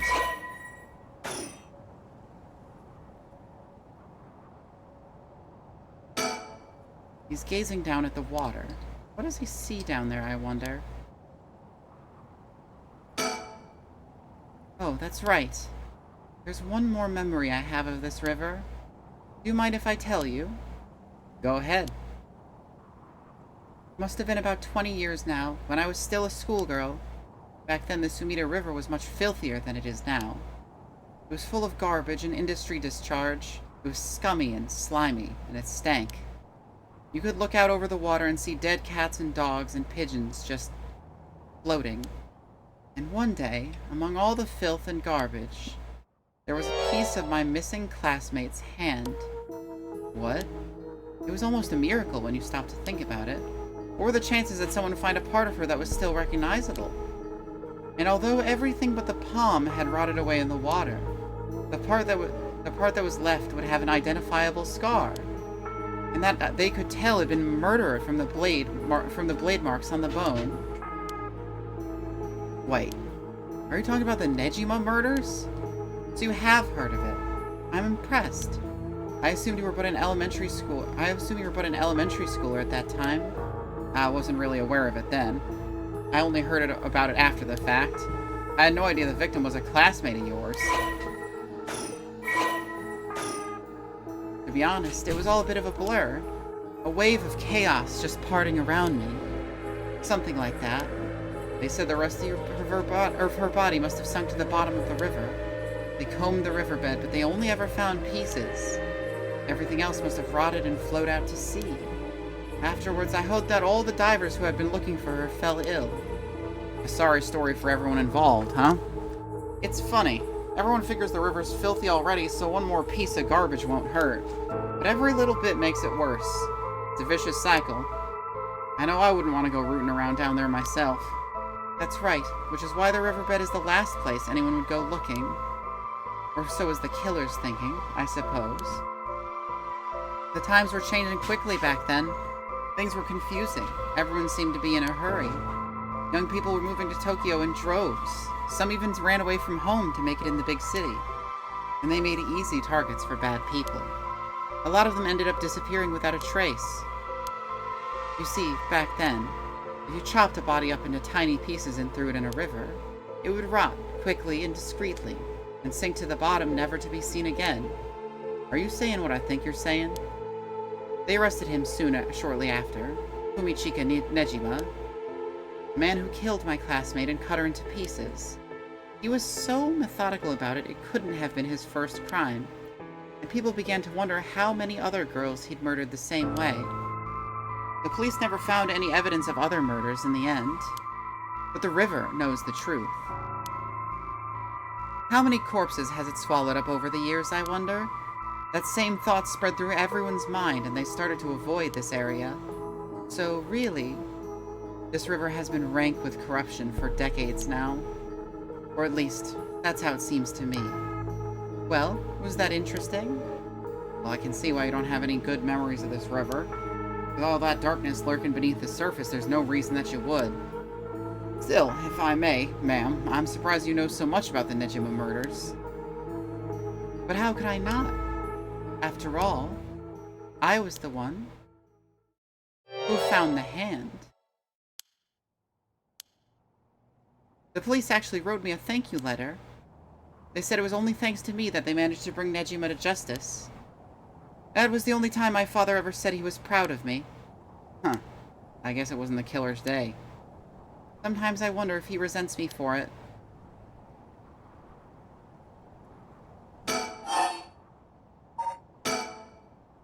There's something I need to tell you. What's up? Well, that girl, Michio Shiraishi, the one who was with Shuichi on the day of the kidnapping? That's her.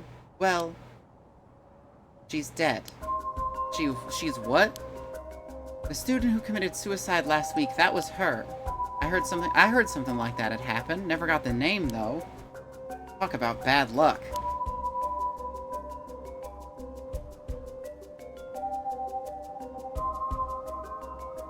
Delicious water. Oh, that's what that is. Okay. We finally get a lead, only to find out it's turned into a literal dead end. Unless her death was the whole reason Junuichi was so shaken up. He said she was gonna curse him. Was he talking about her taking revenge from beyond the grave? You see, it seems like we're back where we started. Not necessarily. That teacher knows something. I'm sure of it. At the very least, I put money on him having something to do with Miss Shiraishi's death. That's why he's so scared of being cursed by her. I see. Also, something tells me he knows more about your son's kidnapping. In any case, I think I've got a good idea of what he's hiding. Call it a hunch. A hunch? Well, more a theory. Care to take a guess? I can guess.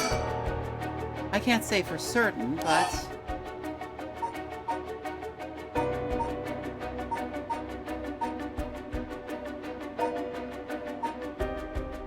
Mr. Junoichi silenced Michio Shiraishi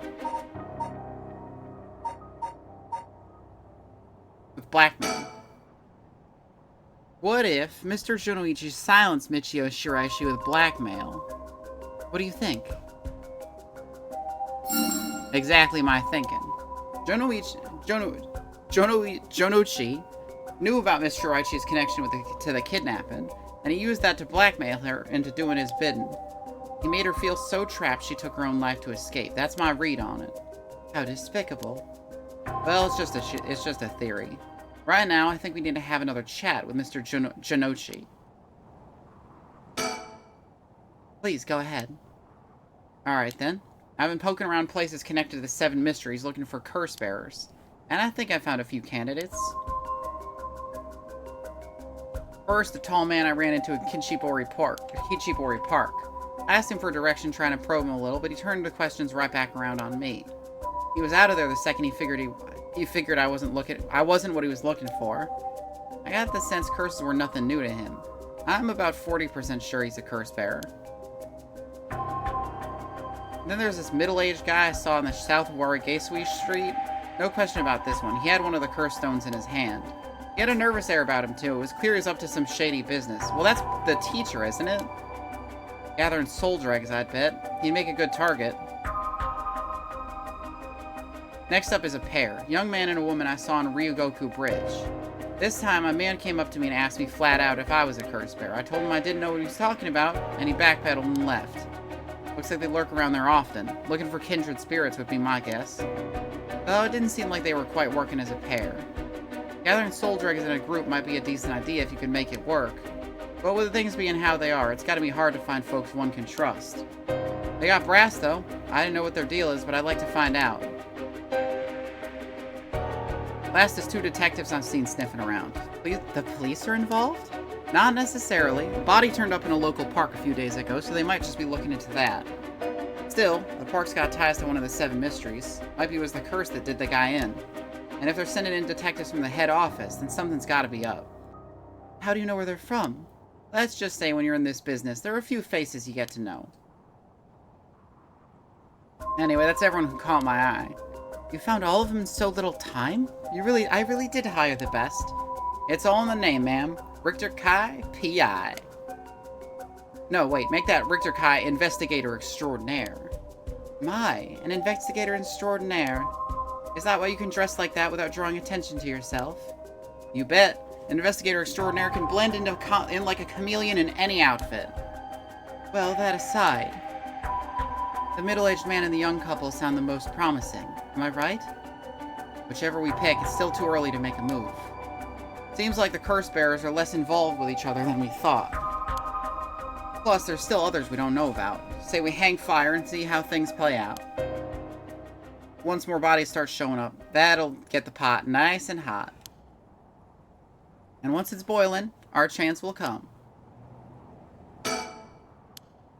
Is something wrong? Not really, it just struck me. It's been 20 years since the Nejima murders. So it has. Not to spook you or anything, but I thought you might be interested in knowing. Life in prison doesn't always mean life. There's precedent for first-time offenders being allowed out on parole after 20 years. Only if they're found to show remorse and the desire to reform themselves, of course. That's right, I'm impressed you know so much. Still, it's hard for someone with a criminal record to reintegrate into society. I hear been trying to fix that recently, matching inmates with jobs and accommodation. Oh, really? They keep an eye on them, of course, and they make them report in for regular checkups. But to avoid discrimination, they keep the inmates' records a secret from everyone but their employers. They even give particularly notorious criminals new identities. They won't be recognized in the workplace. My, the way you put it, it's like you're saying Fumichika Nejima could be out on parole right now, back in society under a new name with nobody any the wiser. It's possible. As it happens, a little birdie told me about a big name making parole a few months back. I don't know if it was I don't know if that was Nejima, but our discussion just now did bring it to mind. I see. How unsettling. Now that you mention it, I just remembered something too. What was it? I was passing Komagata High School a little while ago when I saw someone. Janitor, I think, and I could have sworn he reminded me of Fumichika Nejima. Oh? He looked a little different after 20 years. Much thinner than I remember, too. I told myself I was just seeing things. But perhaps it was him after all.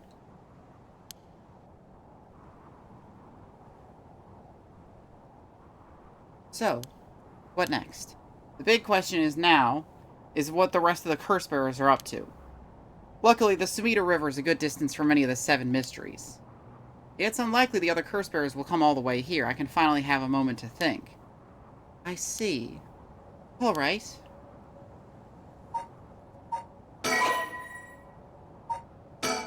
Okay, I cannot currently progress any further. But now we have a fucking... We have a possibility. Because we know that Janitor can't be trusted.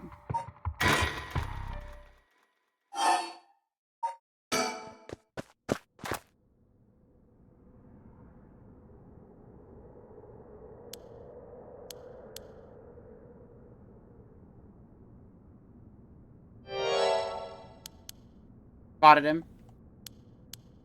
Spotted him. So now I should be able to choose the option I couldn't choose before.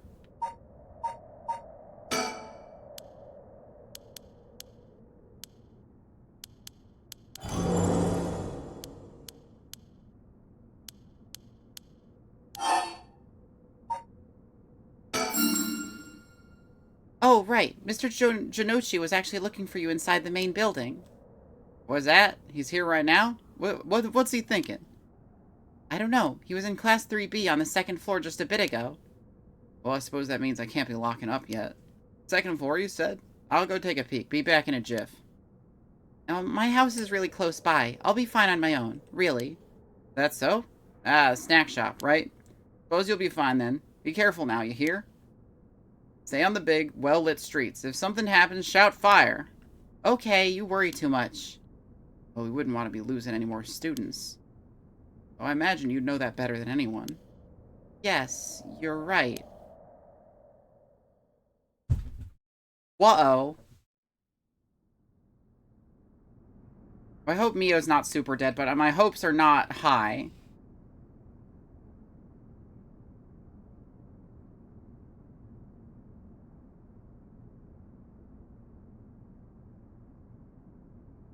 Mio's late. Been waiting for 20 or 30 minutes, but there's no sign of her. Huh? Someone coming down the road. That's... Oh, a teacher. It's Mr. Araishi.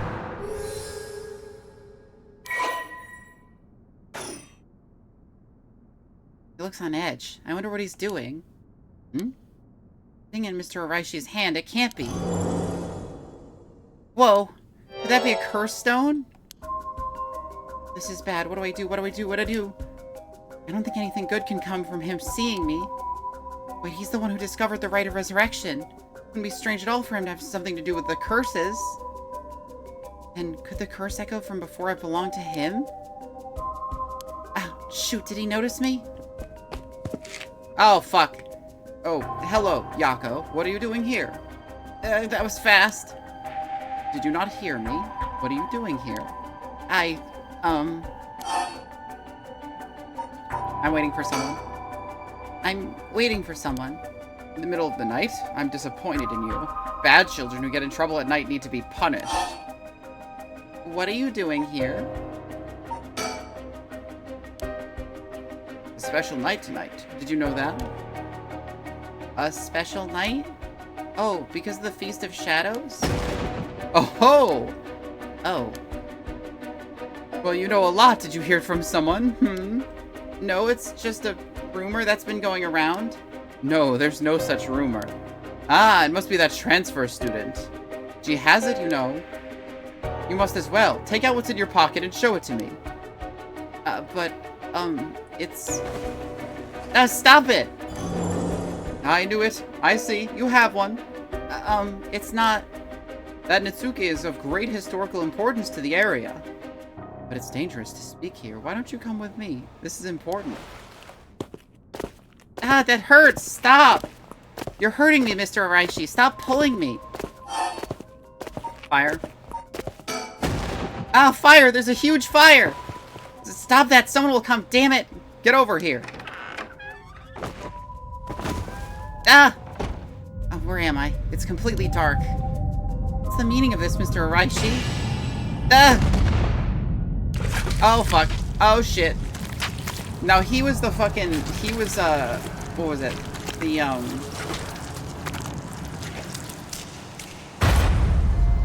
was the fucking, what is it? The unlit lantern guy. Like the ever-burning lantern.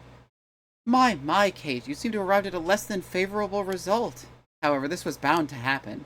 It would be difficult for Yaku to escape from Araishi while he's in possession of a curse stone. Please come here again if things should change. Fuck. In the meantime, this shall remain as incomplete until we meet again. Frick.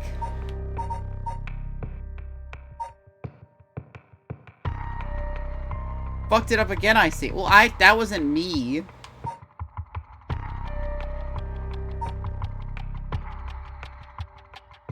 Well, now seems as good as time as any to end.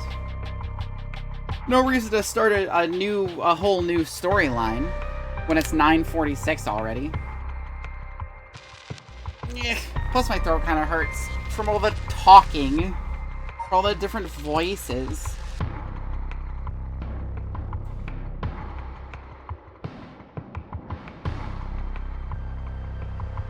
I hope you all enjoyed this stream.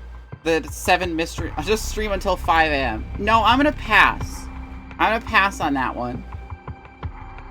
Easy. See, okay, maybe if it's easy, then fine. But no. I'm gonna send you guys to... Let's see, GG. Thank you. I'm gonna send you guys to Ichi. Neat game. Yeah, for sure. I'm gonna send you guys to Ichi, who's playing Stellar Blade. Hell. Send us to hell. I don't have that power. Unfortunately, I do not have that power. Breasts, yay. So real, we're going for a full breast combo here. Stellar Blade, woo. I'll see you guys all on Wednesday. I haven't decided what I'm gonna play, but it probably will either be horse race gambling or it will be web fishing. I haven't totally decided yet. But I will see you all then. Have an excellent rest of your night and an excellent start to your week. Bye-bye.